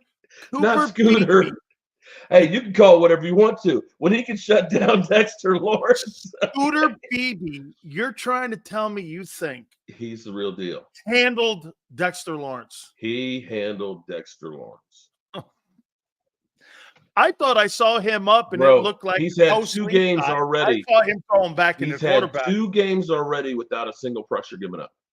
For a rookie, that's hellacious. But be that as it may, you got the Giants, you got the Bengals. You can't say the Bengals are great. You got the freaking Jaguars. How many wins do you have with those guys in the next 4 games? That's what, 4 wins between them? See, I'm that's not garbage. like you, man. I don't look at Kate no, wins. bro. Okay, you can't look at the Jaguars and say that they're the team. Doug Peterson's on the hot seat and he's talking about benching. This is why you roll into games and you get fucking annihilated by the Arizona Cardinals. Okay. Well, I hope you get lit up by the Jags and Doug Peterson. But at the moment, he's not sure that his $55 million a year quarterback should be starting. How about this? The Lions are going to put 39 on you. You know, I remember you guys saying that the Steelers were going to kick our ass. I had the last Lions week winning too. the Super Bowl. Okay, well, we'll see. We'll see. I picked the Lions to win the Super Bowl, and I think they put 39 on you. Who's blocking Aiden Hutchinson? That turnstile known as Tyler Guyton? Which is why, that's why I hope Guyton, who hurt his groin, they're saying he's practicing, keep his ass on it. Let me put Tyler Smith out there on Hutchinson. Let me put him out there. That's a difference maker right there. That will definitely negate him. Every time I talk to you, I feel like I have to take a shower of Cowboy filth every time I leave this because why? Because I convinced you that maybe there's hope. No, what you do is you pollute my brain, making me think that is it Groundhog Day or do I really? Oh Lordy! You know what? Eventually, now look, it took Michael Jordan 9 years to win an NBA I think it championship. took Peyton Manning that long too. So what are you suggesting? I'm not suggesting anything. I'm taking it a week at a time. And right now, I'm happy as shit that the Eagles are imploding. I've enjoyed this week, okay? I don't know about next week. Hell, I turn 59 tomorrow. I don't know if I'll see 59 in one day. But today, I'm happy as shit. So here's to you, Sil. Here's to you, Eagle fans. Hey, I got to get out of here, man. He goes like this. And by the way, you're not banned. Because you know why? He is having too much fun these last 2 weeks. I can't, man, I'm going to be pulling for the Lions so bad. I told you, man. I was literally getting bitch slapped between the two of you like a pinball, man. And I said, you know what? I'm going to bide my time. Because at some point, the Eagles are going to look bad and payback will be a bitch. Good night, almighty, man. Tell the folks how they can find you. Don't forget to make your bets with BetUS on both of our platforms here, there with Mark and here. Go ahead, Mark. Tell folks how they can find you. Just look up Cowboy Jobu. I've got actually my original channel, Cowboy Jobu, as well as Jobu Sports. And anything you hit Cowboy Joe Boo, you'll find me. Okay, just like cockroaches, I'm all over the place. Hey, Mark, thank you so much, man. A lot of fun always, man. I appreciate it. We'll catch you next week, brother. Good luck with the Browns. Hey, good luck with the Lions. You'll need it. Thanks, Mark. I appreciate it. Oh, God almighty, man. You see he's drinking. Hey, he's drinking the finer stuff, too. He's drinking wrong. This guy ain't drinking like Cuddy Shark. Cuddy Shark, that shit, man. Or that Seagram's. He's drinking rum. Probably Captain Jack. Hit that like button, everyone. I appreciate it. Xander's going to join us around the corner, I hope. I don't know. We'll see what's going on here. Hit that like button. Keep it here, National Football Show. If you missed any of today's show on the JAKIB Media channel, listen to the podcast on your way home. Available on YouTube, Apple, and Spotify. He's blocked well and tries to cut through the middle. Oh! Your gut says Miami is going to win, and you should take the over. Your gut also said your NFT selfies would only go up in value. They didn't. But your head is on Sports Grid and knows the QB is in concussion protocol. The backup has a 45 QBR against the zone coverage. The New York D has the most sacks in the league. So yeah, trust your head. It's smarter to be on Sports Grid.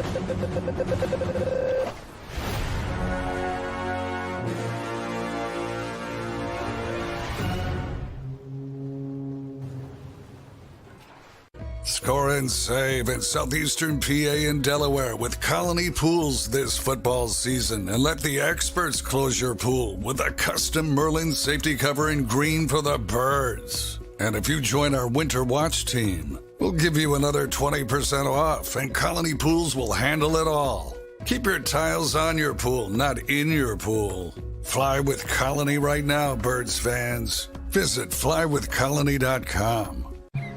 I get scared sometimes. Of a lot of things. Joining in. Decisions. The dark. The dark. But I once heard someone say, But as I always say, it's okay to be afraid. as long as you face the fear. And keep moving forward. Wherever you are in life, count on the name trusted in insurance for over 80 years. Independence Blue Cross. Hi everybody, my name's Jason Lombardi. I'm an inspector at DryTech. At DryTech we offer three major services, the first one being basement waterproofing. The second service we offer is foundation and structural repairs. And then the third service that we offer is mold remediation. If you feel you are having a waterproofing issue, give DryTech a call or check us out online.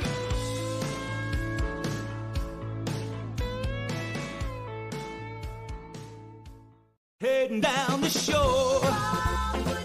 Have a ball once more. Here, imaginations run wild and time stands still.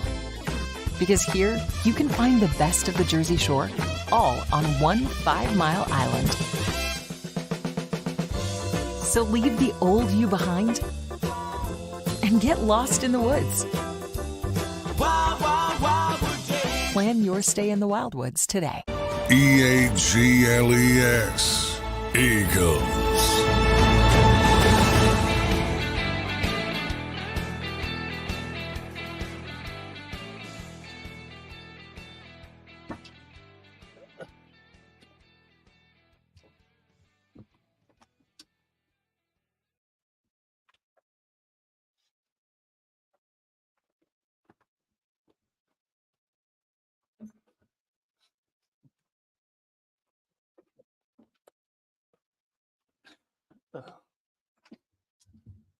Eagles got a new tackling drill.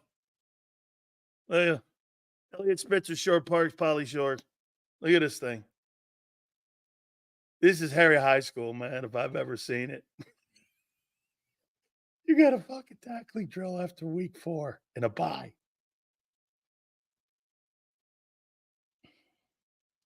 Look at this thing.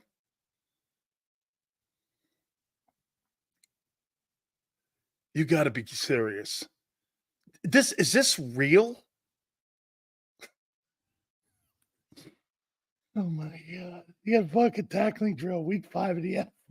They didn't do the shit during training camp, but now they're doing it now so that the cameras can see it. Look, we're doing something here. We fired Devin White. We're fucking putting Cooper fucking mustard pie, Dijon mustard in the fucking slot. Now we got fucking tackling drills going on. This is fucking beautiful. Hey, God. When you created the National Football Show, put Sills on JAKIB. Thank you. I've never had more content in my fucking life than right now. I got a tackling drill. Hey, coach, do I put my head front side or back side when I'm making a angle tackle over here? Well, son, I took this out of the Vince Lombardi playbook on how you make a form tackle. Oh, fuck. This is fucking, I can't believe what I'm watching here. Now, if you want optimism and you want to get your Eagle card back in good standing and it's valid, the only show you listen to is Birds 365. I mean, shit. You want to feel good about your team? You run out of that thing. You're sprinting out of that bitch. You feel good. You're like 14-2, bitch. 14-3. I'm ready.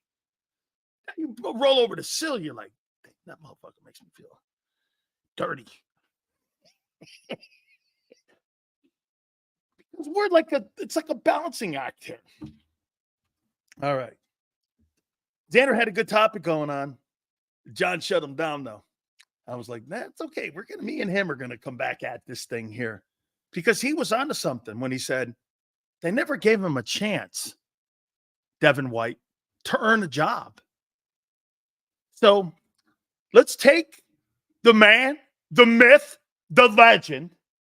He goes by the moniker of Big Z, the co-host of Birds 365, my friend, Xander.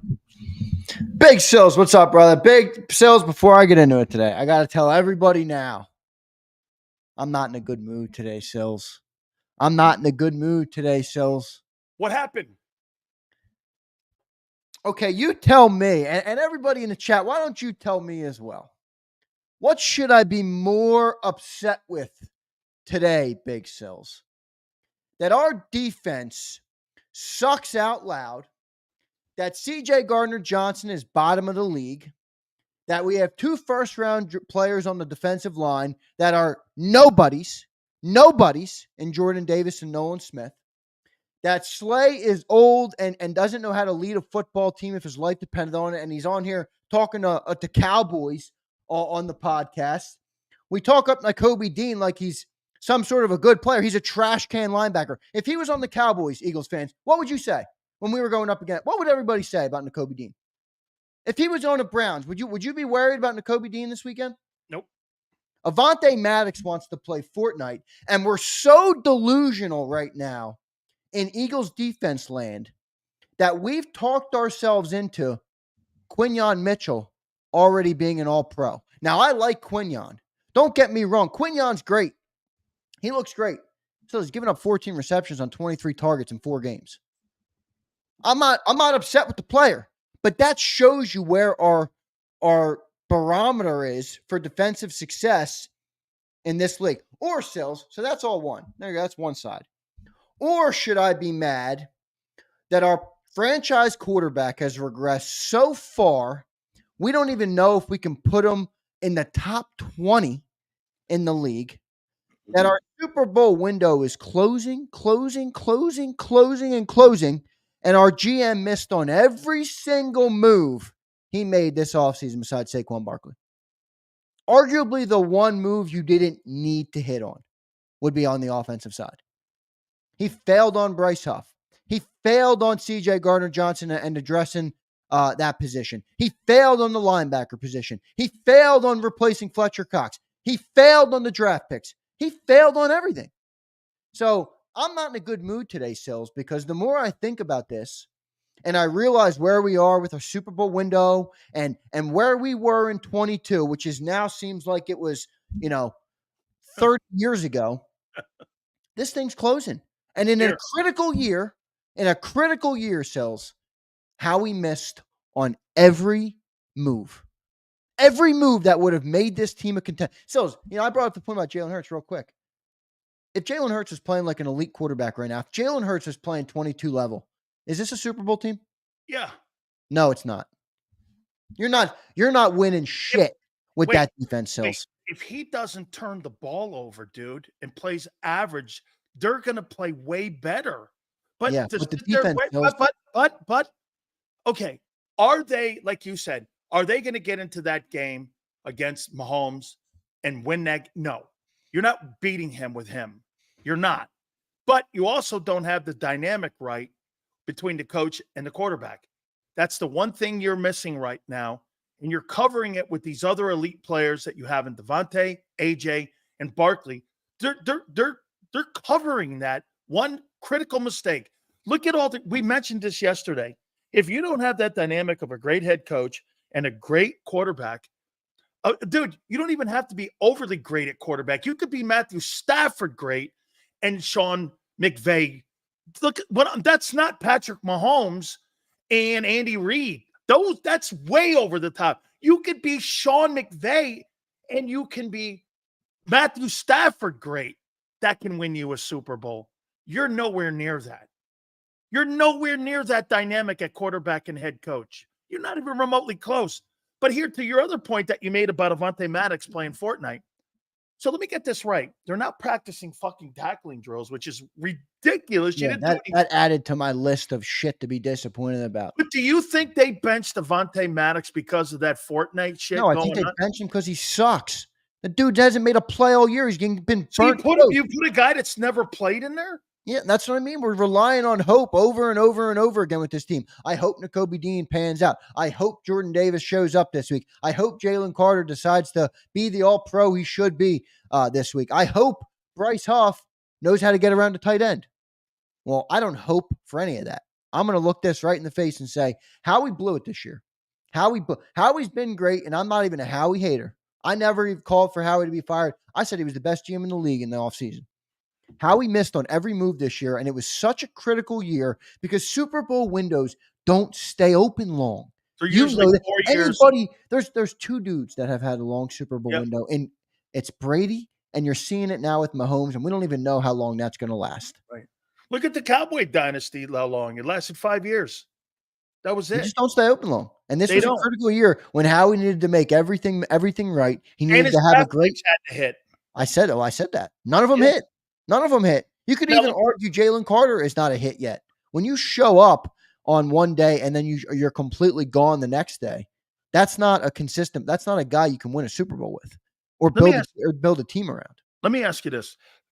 Finally, do you think the people in Philly are looking at Howie now and asking in the last 5 years, especially on the defensive side, bro, what are you doing defensively here? And get this, I heard you bring a topic up. And by the way, it was a great topic because when you brought it up, you went, Nakobe Dean didn't fucking beat out Devin White. Dude, he didn't play good in the preseason. Nobody played great. As a matter of fact, Jalen had no turnovers against a shitty team in practice. And they was organized. The defensive coordinator came out and went, that's not real football. So when you say that guy beat out Devin White, I go to John McMullen. That's not true. What happened was this. I showed you these pro contracts. I showed you the incentives in them. They looked at it and said, why would I pay $190,000 in incentives to Devin White, having him active on the Sunday roster, and if he starts, give him $90,000 and give him the additional on top of the 3.5 when I got a guy who's just as good as him.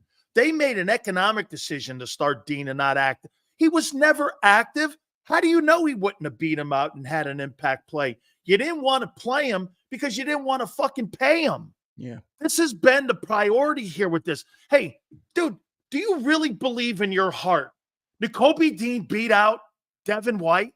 No, but I might also believe in my heart that even if they did not care about paying him, he might suck too. Okay, that's but the point is It highlights the bigger issue. So how do you make that assessment based on just salary? Well, you're right. You're right about that, no doubt. I mean, they didn't even put him on the field. I mean, they didn't even give him. They didn't even give him a They chance. didn't give him a chance to fail. They didn't want to pay him. That's a fine. That's why that defense, Xander, is in the position it's in, is because of the economic decisions that they have made. Like you said, look, they gave fucking CJ Gardner the $8 million instead of Xavier McKinney the 18. Okay? I mean, Gardner Johnson was an aberration in 22. He wasn't really that good outside of those turnovers that year. How many times did Barrett and I go like this? That guy sucks in run fits.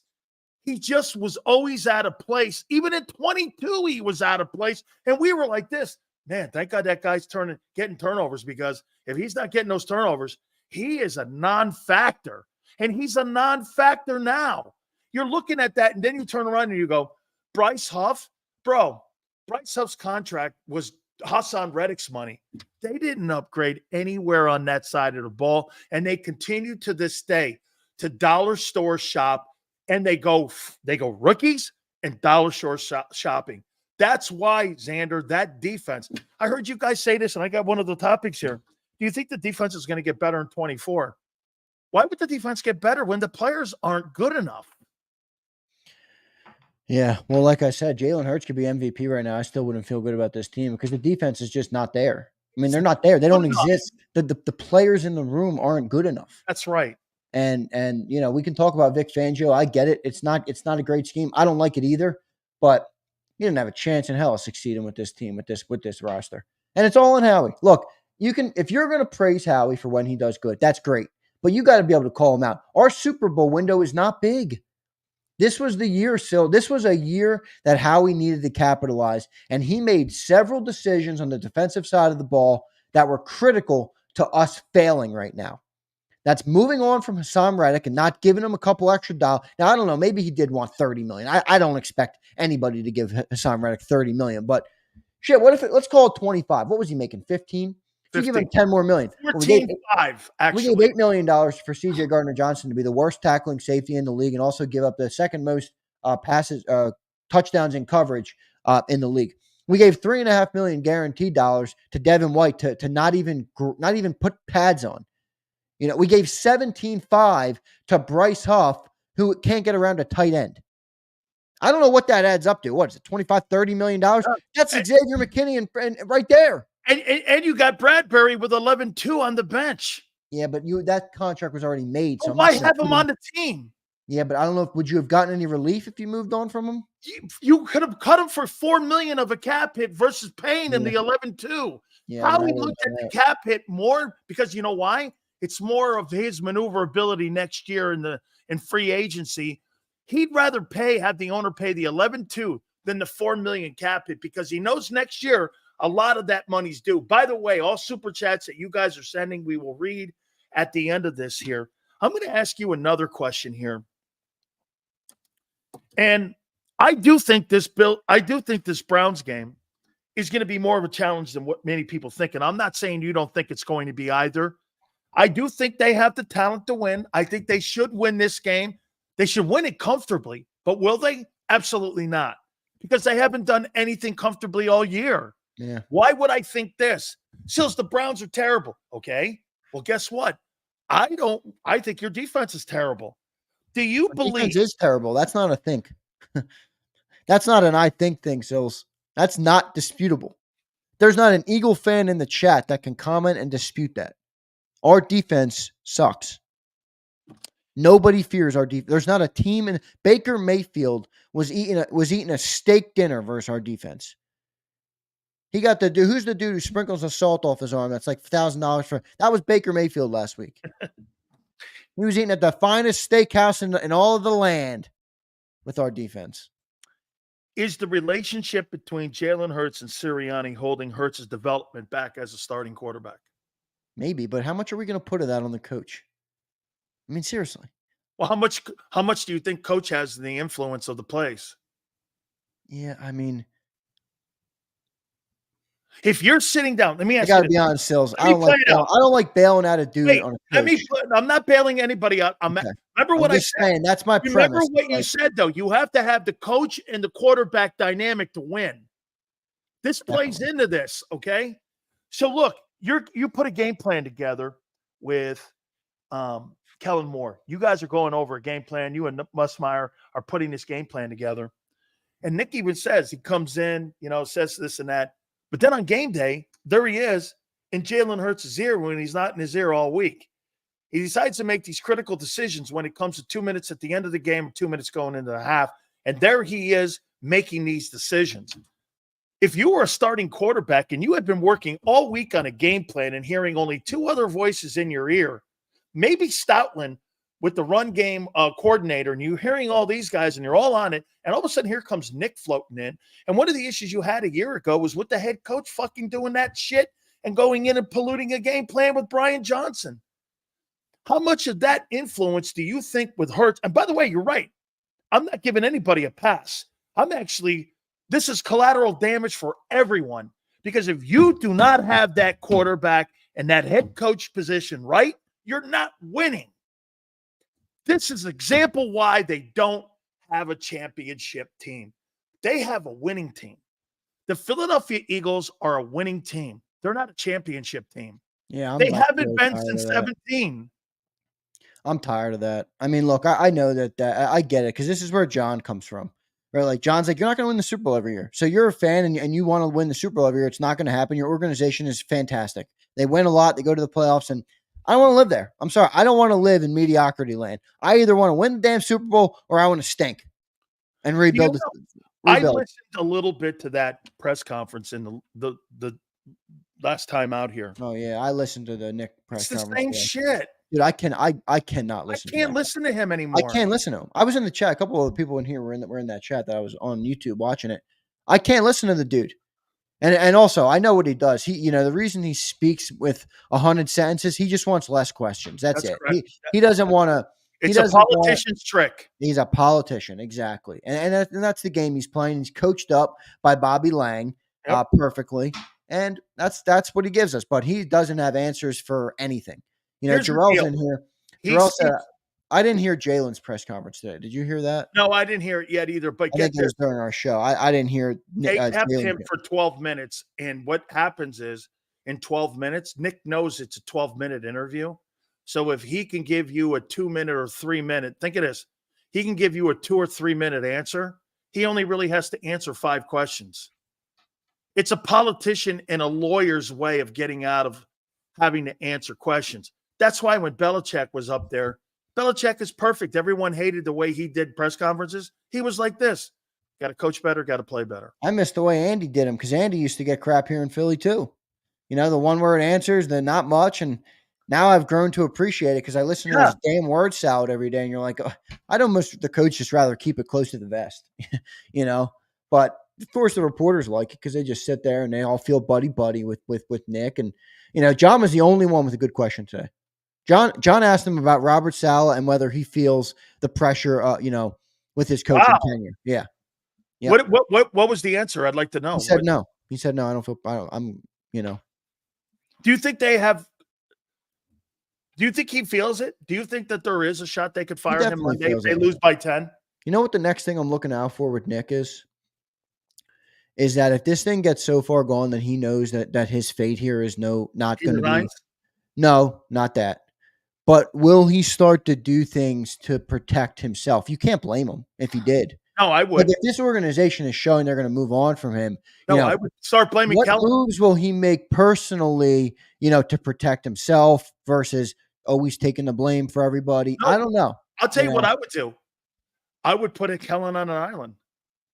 I would put him more on an island. You almost couldn't criticize Nick if he did that. No. Hey, ask him the question. It's his game plan. Yeah.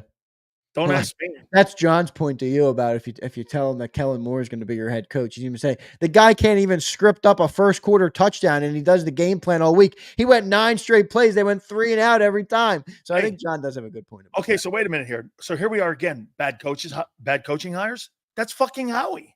Yeah, dude, the whole team is Howie. But here it is. And here also, wait, one more comment on Nick. Right, we talked about whether he would get fired. There's a 0% chance he gets fired. You know why? Because the organization is soft, and it starts with the owner, Sills. He is a liberal owner, and when I say that, I don't mean politics. So for all you loonies that are going to get mad at me about politics, he's a liberal man, and that he doesn't put his foot in the sand. Someone else would look at this and be like, this ain't what I paid for. You're not living up to your job description. You're out. Jeffrey Lurie's going to sit there. Let it go. I don't want him to look bad on me. I don't want to make us to look like the big bad boogeyman. They're not firing Nick. They're not firing Nick. They could get murdered in this game versus the Browns. 34-3, and they're not firing Nick. This is a soft organization, Sills. They don't believe that their decisions are the crux of the issues on the team. They think that it's other factors and other dynamics that become like this. I've never seen an organization make more excuses for a general manager and not the head coach, even for the general manager and quarterback in my life. Can you name me another place in the NFL where you see a quarterback and a general manager get so much cover for ineptitude? And by the way, so you changed out coordinators the last 2 years, and you've won 25 ball games out of 34.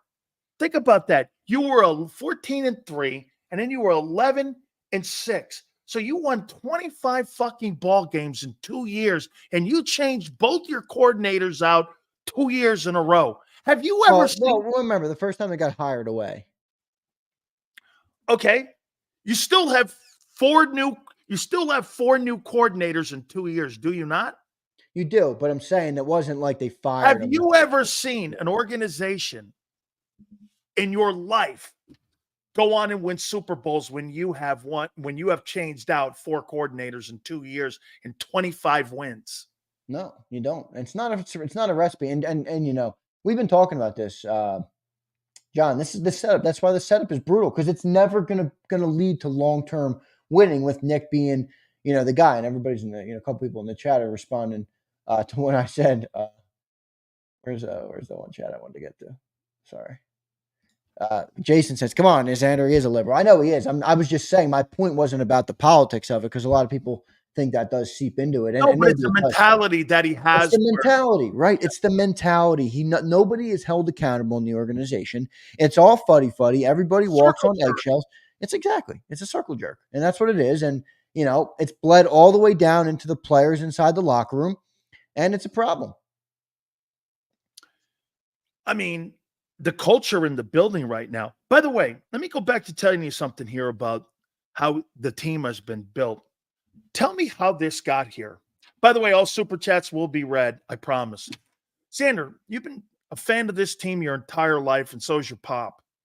How did it get to a point where everyone believes that Roseman is such a great GM? Where did that? Is it from 17?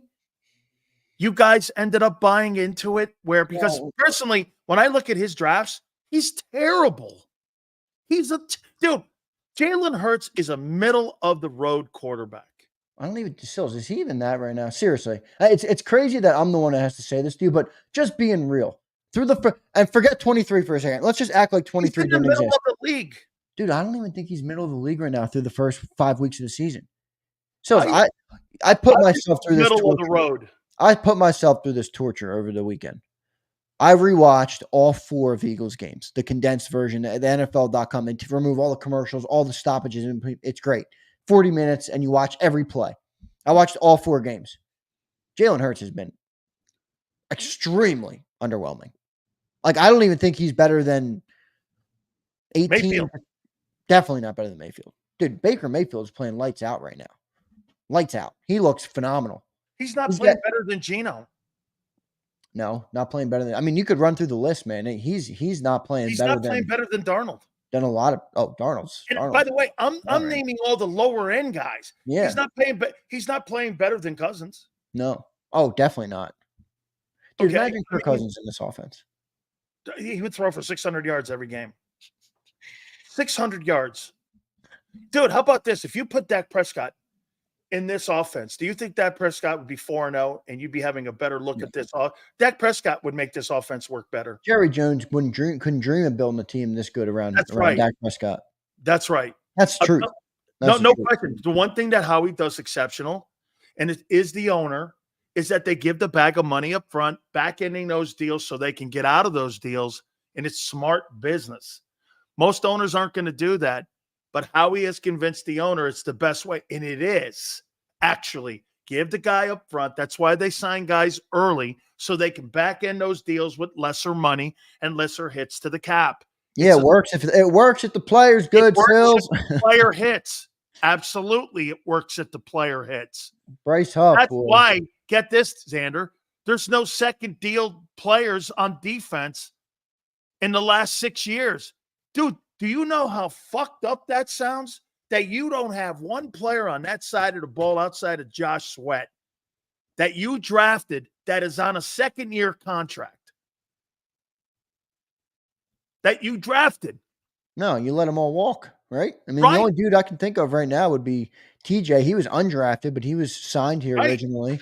Blankenship was undrafted. Blankenship undrafted. Slay was traded for.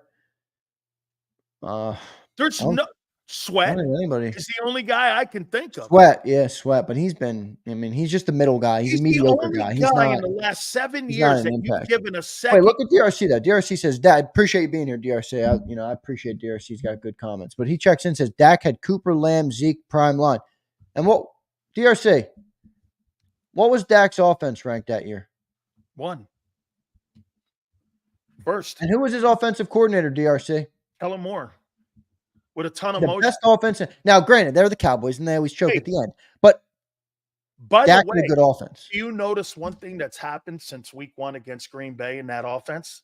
What's the one thing that stopped happening? Do you know? Where in Dallas? No, in Philly. What's the one thing they're stopping a lot of? Okay, the motion. It's right. It's too confusing for them. They're not running the same offense. Why? You're going to try to tell me it's over personnel? I thought the quarterback made the offense go. So you're telling me the personnel makes the offense go. Bro, you're not running a different offense in fucking Kansas City if you don't have the top flight guys in there. You're running the same offense because that Mahomes makes the thing run. Same thing in Green Bay. It's not the receivers that make the offense run. It's the quarterback that makes the offense run. Philadelphia has a system that, get this, if you don't have and by the way, like you said before, so they came up with this lame-ass excuse telling me, well, Devonte was the wrong personnel in that back of the end zone throw. It should have been more to God. Are you really telling me that you were going to pay a guy $25 million and you're telling me he's not the guy? Well, fuck that. Then he's not the guy ever. I don't want to hear that. That means that you don't have the right personnel on the field for a play call. This system doesn't fit Hurts. Do you get it? It doesn't fit him. What system does fit him? But Shane Steichen. Yeah, but get this, dude. The only non-traditional pass offense that he has had success in has been Steichen's. I know. Every other pass offense that you have put in front of him, he has gone with high turnovers. Every one of them.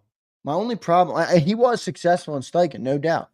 But would that last? That's why I don't like that. Like I'm watching Zig right now. And look, where I agree with Mark. And by the way, I love Mark Holmes. I think Mark Holmes is an awesome dude. I know it's a Cowboy dude, but I'm a people first kind of guy. We're talking sports at the end of the day, everybody. Mark Holmes is good people. He's a good dude.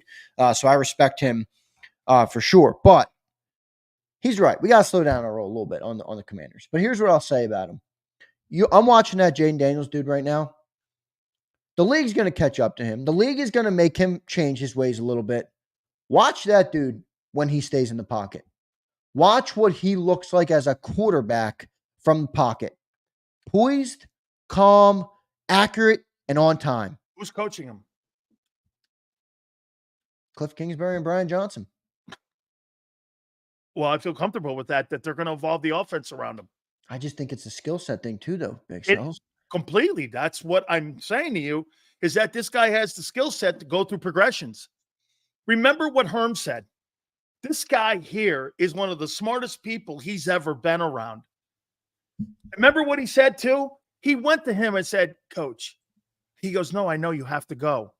And he goes, I don't want it. He goes, you have to go. Yeah. It was Herm who made him go to LSU. Herm said, this thing, they're going to implode the program here. You have to go. You should not be involved in this. He goes, when's the Heisman? Herb Medler is dope, dude. Dude. He's a dope dude. We should probably get him on again to talk about Jaden. Yeah, we should. Okay. By the way, that interview was great. I mean, I know Eagles fans don't want to, but if you're just a fan of football and you're a fan of good conversation, good sports talk, that was a great interview. I rewatched it. One comment I want to address, because it's why I came in so hot today and why I came in actually feeling disturbed. Anthony Wilson checks in. Anthony, I do appreciate you being here, brother. I know you don't agree with every take. He says, listen, Jalen isn't playing well, but this channel is becoming an Eagles hate fest. Anthony, I hear you, right? Because sometimes it does feel like that's what I'm doing. But one, I don't know how to lie to you. And Anthony, this is my fear. And this is why I'm being so hard on this team. I said it yesterday, and I'm not sure if you heard it. We're going to look back on this team, Anthony, in 10 years, in 12 years, in 15 years, in 30 years, in 50 years, depending on how old you are. God willing, obviously, we all live that long. And we're going to regret it if we don't win. Here. We're going to look back at that roster and say, we had two top 10 wide receivers, a top 3 tight end, the best running back in the league, a top 3 offensive line, and our quarterback was making $50 million. And we didn't win? Hey, Snowflake Wilson, let me hook you up on something here, okay? And I respect Anthony. Look, I'm not trying to pick on him. I'm just saying, Anthony, if we don't clamor for more, dude, nobody is gonna. You're 13-9 since the start of the 23 season. Your quarterback in 22 games, 27 turnovers. What fucking kind of pie do you want me to make out of that? Okay, what do you want me to make out of that? What are you suggesting that we should be sitting here saying? That he's good, that the team is playing great, that the decisions that they made with free agency, which have been completely disastrous. I'm trying to figure out what you're asking us to say to make you feel better about yourself today. Help me out, Snowflake Wilson. How am I supposed to make you feel better about a team that's underachieving? How about this, Anthony? Let me ask you something flat out. Do you think this team, since the start of the 23 season, when he got that bag of money, do you think it's overachieved or underachieved? Plain and simple. It's a simple question. Over or underachieved? With the money that they've spent, $200 million on the offense, have they over or underachieved? Help me out on this one. Xander, have they over or underachieved in a year and a half? See, Anthony's not in delusion land. He just doesn't. He doesn't look. So where I can resonate with Anthony is we're Eagles fans. We don't like to hear that our team. We know it deep down. We know it, but we don't always want to hear it and be told. I get it, Anthony. I appreciate you being here, brother. I'm not trying to pick on you, but I'm just saying you're right. It's completely underachieved. I mean, it's not just Jalen. It's like I just said. I started this segment. I mean, I didn't even mention Bryce Huff. This defense, C.J. Gardner-Johnson is bottom of the league. He made 2 good tackles, and fans are holding. He's bottom of the league in missed tackles and bottom of the league in touchdowns given up in coverage. He's bottom of the league. He was a wasted signing. 2 first-round draft picks on the defensive line. What's the defense built on? The D-line. You got 2 first-rounders that are nothing burgers. They don't even contribute anything. Nothing. How many sacks do the edge rushers between Nolan Smith, Bryce Huff, and Brandon Graham have? Do you know that number off the top? Brandon Graham has 1. That's it. Is that it? Did Josh Sweat get 1 last week? I think there's 2. I think there's 2 sacks. I think Josh Sweat got 1. Yeah, I think there's 2 sacks in 4 games. Yeah, and that goes back to last year too. If you go back and go look at the last 5 weeks last year, the edge rusher production, including Hassan Reddick. I mean, yeah, they were dropping his ass in coverage. Yeah, right. Well, it was the scheme there, but I'm just saying, You know, it was a problem then too. So the edge rusher position has been a problem. And to your point, Sileo has been telling me this for 4 years, and I never wanted to believe it. Howie cannot build a defense. Our defense sucks, everyone. Like, and Anthony brought the point about Jalen, and I get it because I've been really hard on Jalen. But I also said to Sills at the start, boy, Jalen Hurts could be playing like an MVP right now. We're not a Super Bowl team. Because of the defense. We're not a Super Bowl team with that. You're not winning anything with that. And I didn't even finish, Nakobe Dean, trash juice. I mean, Anthony, if he was on the Cowboys, would you fear Nakobe Dean? Avonte Maddox blows. Darius Slay, supposed to be the leader, the old veteran in the room. He's clowning teammates. Oh, by the way, I got to play something for you. They asked CJ Gardner-Johnson about that today. Well, he played it like a pro, but you could read his eyeballs. You could read his tone, the way he responded. I'm going to play it for you in a second. But he's clowning his own teammate with the Cowboy guy. Not even just clowning him, like joking about it on a pot. Like, I'll clown Sills on Birds 365. If I went on another outlet and started clowning my dude, that would look bad. What kind of leadership, what kind of, cohesion is that? Brutal. Avonte Maddox talking about Fortnite. Now he's sitting down. We're talking up Quinyon Mitchell. And I get it. I'm really excited about Quinyon Where's Mitchell. this accountability Nick talks about there, Anthony? Dude, the Quinyon Mitchell thing is funny to me, though. Look, everybody, I'm excited for him. But, let's slow our roll here. He's given up 14 receptions on 23 targets in 4 games. I'm okay with it. That's not exactly I'm okay with it, too. My point is that's where our standards have shifted, Sills. Yeah. We have an underperforming defense at every level. We're excited that a cornerback made a couple plays. Dude. No, it's a reality check for me. It's accepting mediocre. That's where it is. Baker Mayfield targeted him in that last game, and that late in the game, he targeted him. There was no question they targeted him. Folks, hit the like button. I appreciate that. Thank you, Jason. Fuck DRC. Fuck Avonte Maddox. I don't want to see that dude ever on the field again. I really don't. Now, they're probably going to use him because you hear Nick's answer on him today. No. I love what Avonte Maddox has done for our team. I love the player he is. All this bullshit. I'm like, Nick, you can't. What?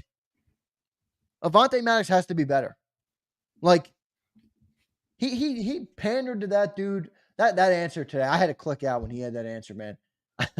I had to click out. I really did. I can't believe. And DTM, you're right. Q is the future. I'm just saying, man, our standards are so low. Like 14 receptions in 4 games. I like the kid a lot too, and I think he's got a bright future ahead of him. But my point is, Sills. I know. I got it. That's 4 receptions a game, dude. That ain't too good. I mean, I know. I got it. Slay ain't playing good. No, he's not. I have a bigger problem with Slay off the field than I do on the field. I mean, the one thing we way underestimated was the loss of Fletcher Cox. Oh, totally. Fletcher and Cox Jason combined. Yeah, but I'm speaking specifically defensively here because that's what Slay is expected to be for the young corners. He's not that.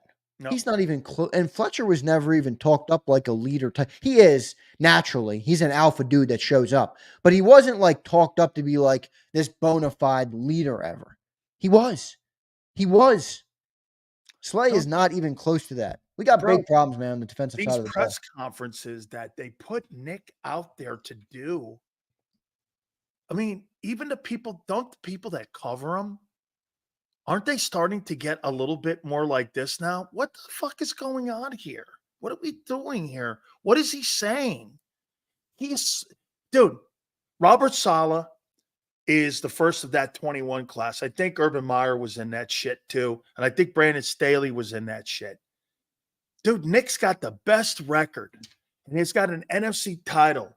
And he's got a great record. But, dude, I look at him and I go, you really think he's better than Dan Campbell? Talk about context. Sills, Dan Campbell resuscitated the Detroit Lions. That's a great take. They've been in nothing land for how many years, Sills? 40. Nick Sirianni inherited one of the greatest rosters you could ever ask for as a rookie coach. I don't want to hear that bullshit. I really don't. I get it. Nick has a great record. It's the same thing with Jalen. I mean, that's why people use the Jalen record. I'm like, I'm not looking at the record. I'm sorry. Look at the play. Look at the play. Look at the play. I don't even want to look at the stats that much. A.J. Brown got you 1,500 yards. It ain't because the quarterback was great. No. If the receiver who had 1,500 yards with a quarterback who gets 3,800 passing yards, if you had Baker Mayfield, if you had any competent quarterback that could throw the ball, if CJ Stroud was your quarterback, he'd have $2,000. He'd have $2,000. DRC says, Xander, Hurts just said that him and Nick are the leaders in the team and they have the same goals. Well, DRC, let me ask you this, brother. You're a smart dude. Yeah, they look like they're on the same page, DRC. DRC, why do you believe them? Can I ask you that honestly? Why do you believe? What have they done to earn your trust, though? Because he's an Eagle fan. Yeah, but I'm an Eagle fan too.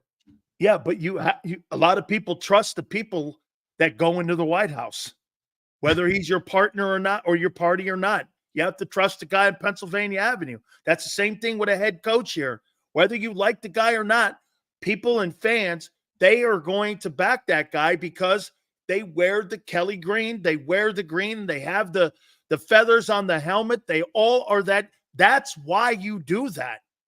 That's why you give your undevoted loyalty to that franchise, because you believe they're going to be put in a position to be successful. When you find out that they're lying and they're bullshitting you, that's why Eagle fans don't tolerate that like other organizations. They immediately turn on you, because the one thing you can't do to Philly fans that is still intact from years and years ago, you know what that is? Don't bullshit them, because when you bullshit them, they're going to come back harder on you, Ben Simmons. Yeah, but you know what else I'm learning? And this does not go for JAKIB Nation. We got the greatest fans in the world. There's a large swath of Eagles fans that is no longer true. That's because WIP and 97.5 have polluted the game, because the Eagles have polluted the market. The Eagles have polluted the market with their constant meddling of the media and trying to control narratives on everyone. Let me tell you something. We're under attack here at JAKIB, because why? You fans. This is the only place that you get to come to where you get to tell the host to fuck off because we think your takes suck. We are back. I wish I could explain to all of our great viewers the level of attack that we're under at JAKIB. Hey, I mean, that's no joke, guys. They are. When you hear big dudes trying to take out the small dudes, they are doing everything they can to take us off the air. Everything, like way more than I would have ever expected that they would do. But that shows us we're doing it right. You understand that? They don't come after you. Hey, the devil don't come after you, man. Yeah, if you when things are going bad. They come after you when things are going great. That's when they come after you. Look at M. Reyes. M. Reyes and I go back and forth. But you know what, M. Reyes? He's right. I mean, look, he's right. He's right. I'm not giving up. But M. Reyes, I got to be honest, dude. I'm a little down bad right now. You know, and it happened today because I'm watching a bunch of Eagles content all over YouTube. I watched this ESPN segment today on the national airwaves, and they're like, the Cowboys are a bigger disappointment. And I'm like listening to their reasoning, and I'm like, are you effing crazy? We have a $200 million offense. Our elite quarterback has regressed. Our general manager missed on every stinking move. Our defense can't stop a nosebleed, and they sold us this as a Super Bowl window and the gold standard. This is a massive letdown for Eagles fans. A massive letdown. Now we're 2-2. Hopefully they can turn it around, but there's big problems here we got to fix. And by the way, you see how he's talking? 2-2. The passion of 2-2. You know how many teams right now, you think the Bengals would like to be 2-2? Dude, you're not doing this because you hate it. You're doing this because you love it. Dude, when I hit on my Canes, when people ask me all the time, I fucking bang on them harder than I do the Eagles. Okay, Xander, you know that. I bang on them harder. Why? Because I have more of a passion for them. That's one of your most famous segments ever, is going off on the Canes. It's on YouTube. Go and search it up. Dan Sileo rips the Miami Hurricanes. By the way, I was on the flagship, and I was the pre and post game host for the network, and I was killing them. They asked me what I thought. I went, I'd rather wash my car than do this pregame show. And by the way, you know what I did, Xander? I went just like this. Guys, and I said it on the air. I go like this to Channing Crowder. I go like this to him. I go, yeah, this is my last pregame show. He goes, what? I goes, yeah, I'm quitting. I'm not doing this next week. He goes, why? I go, I'd rather wash my fucking car than cover this team. And my boss is Joe Bell, who used to run 97.5, came in and goes, are you really quitting? I go, I'm not doing. I don't want to fucking do this. This makes me ill. And I quit right there on the air. George Sedano and all those guys came in and they went, oh, no, we're going to make a move anyway. That's not true. I quit on the air because I wasn't going to cover bullshit. I wasn't going to lie and tell the fans and try to downplay things. I lost one game in 3 years. I mean, Xander, you want me to talk about a team with 7-5? I went, fuck that. What are we going to go to, the Chips Olay Bowl with the blue carpet up there with Boise? I'm not interested in that. It's true, man. So you got to know me, man. I mean, and so Act war, man. Act war is right. Bleeding green costs time and money. Show me the money. A-Team, what's up, brother? A-Team is a JAKIB Legend member, by the way. A-Team, I got fantastic. I got 3 JAKIB Legend members. I got A-Team, I got Terry Hayes, and I got Lucius.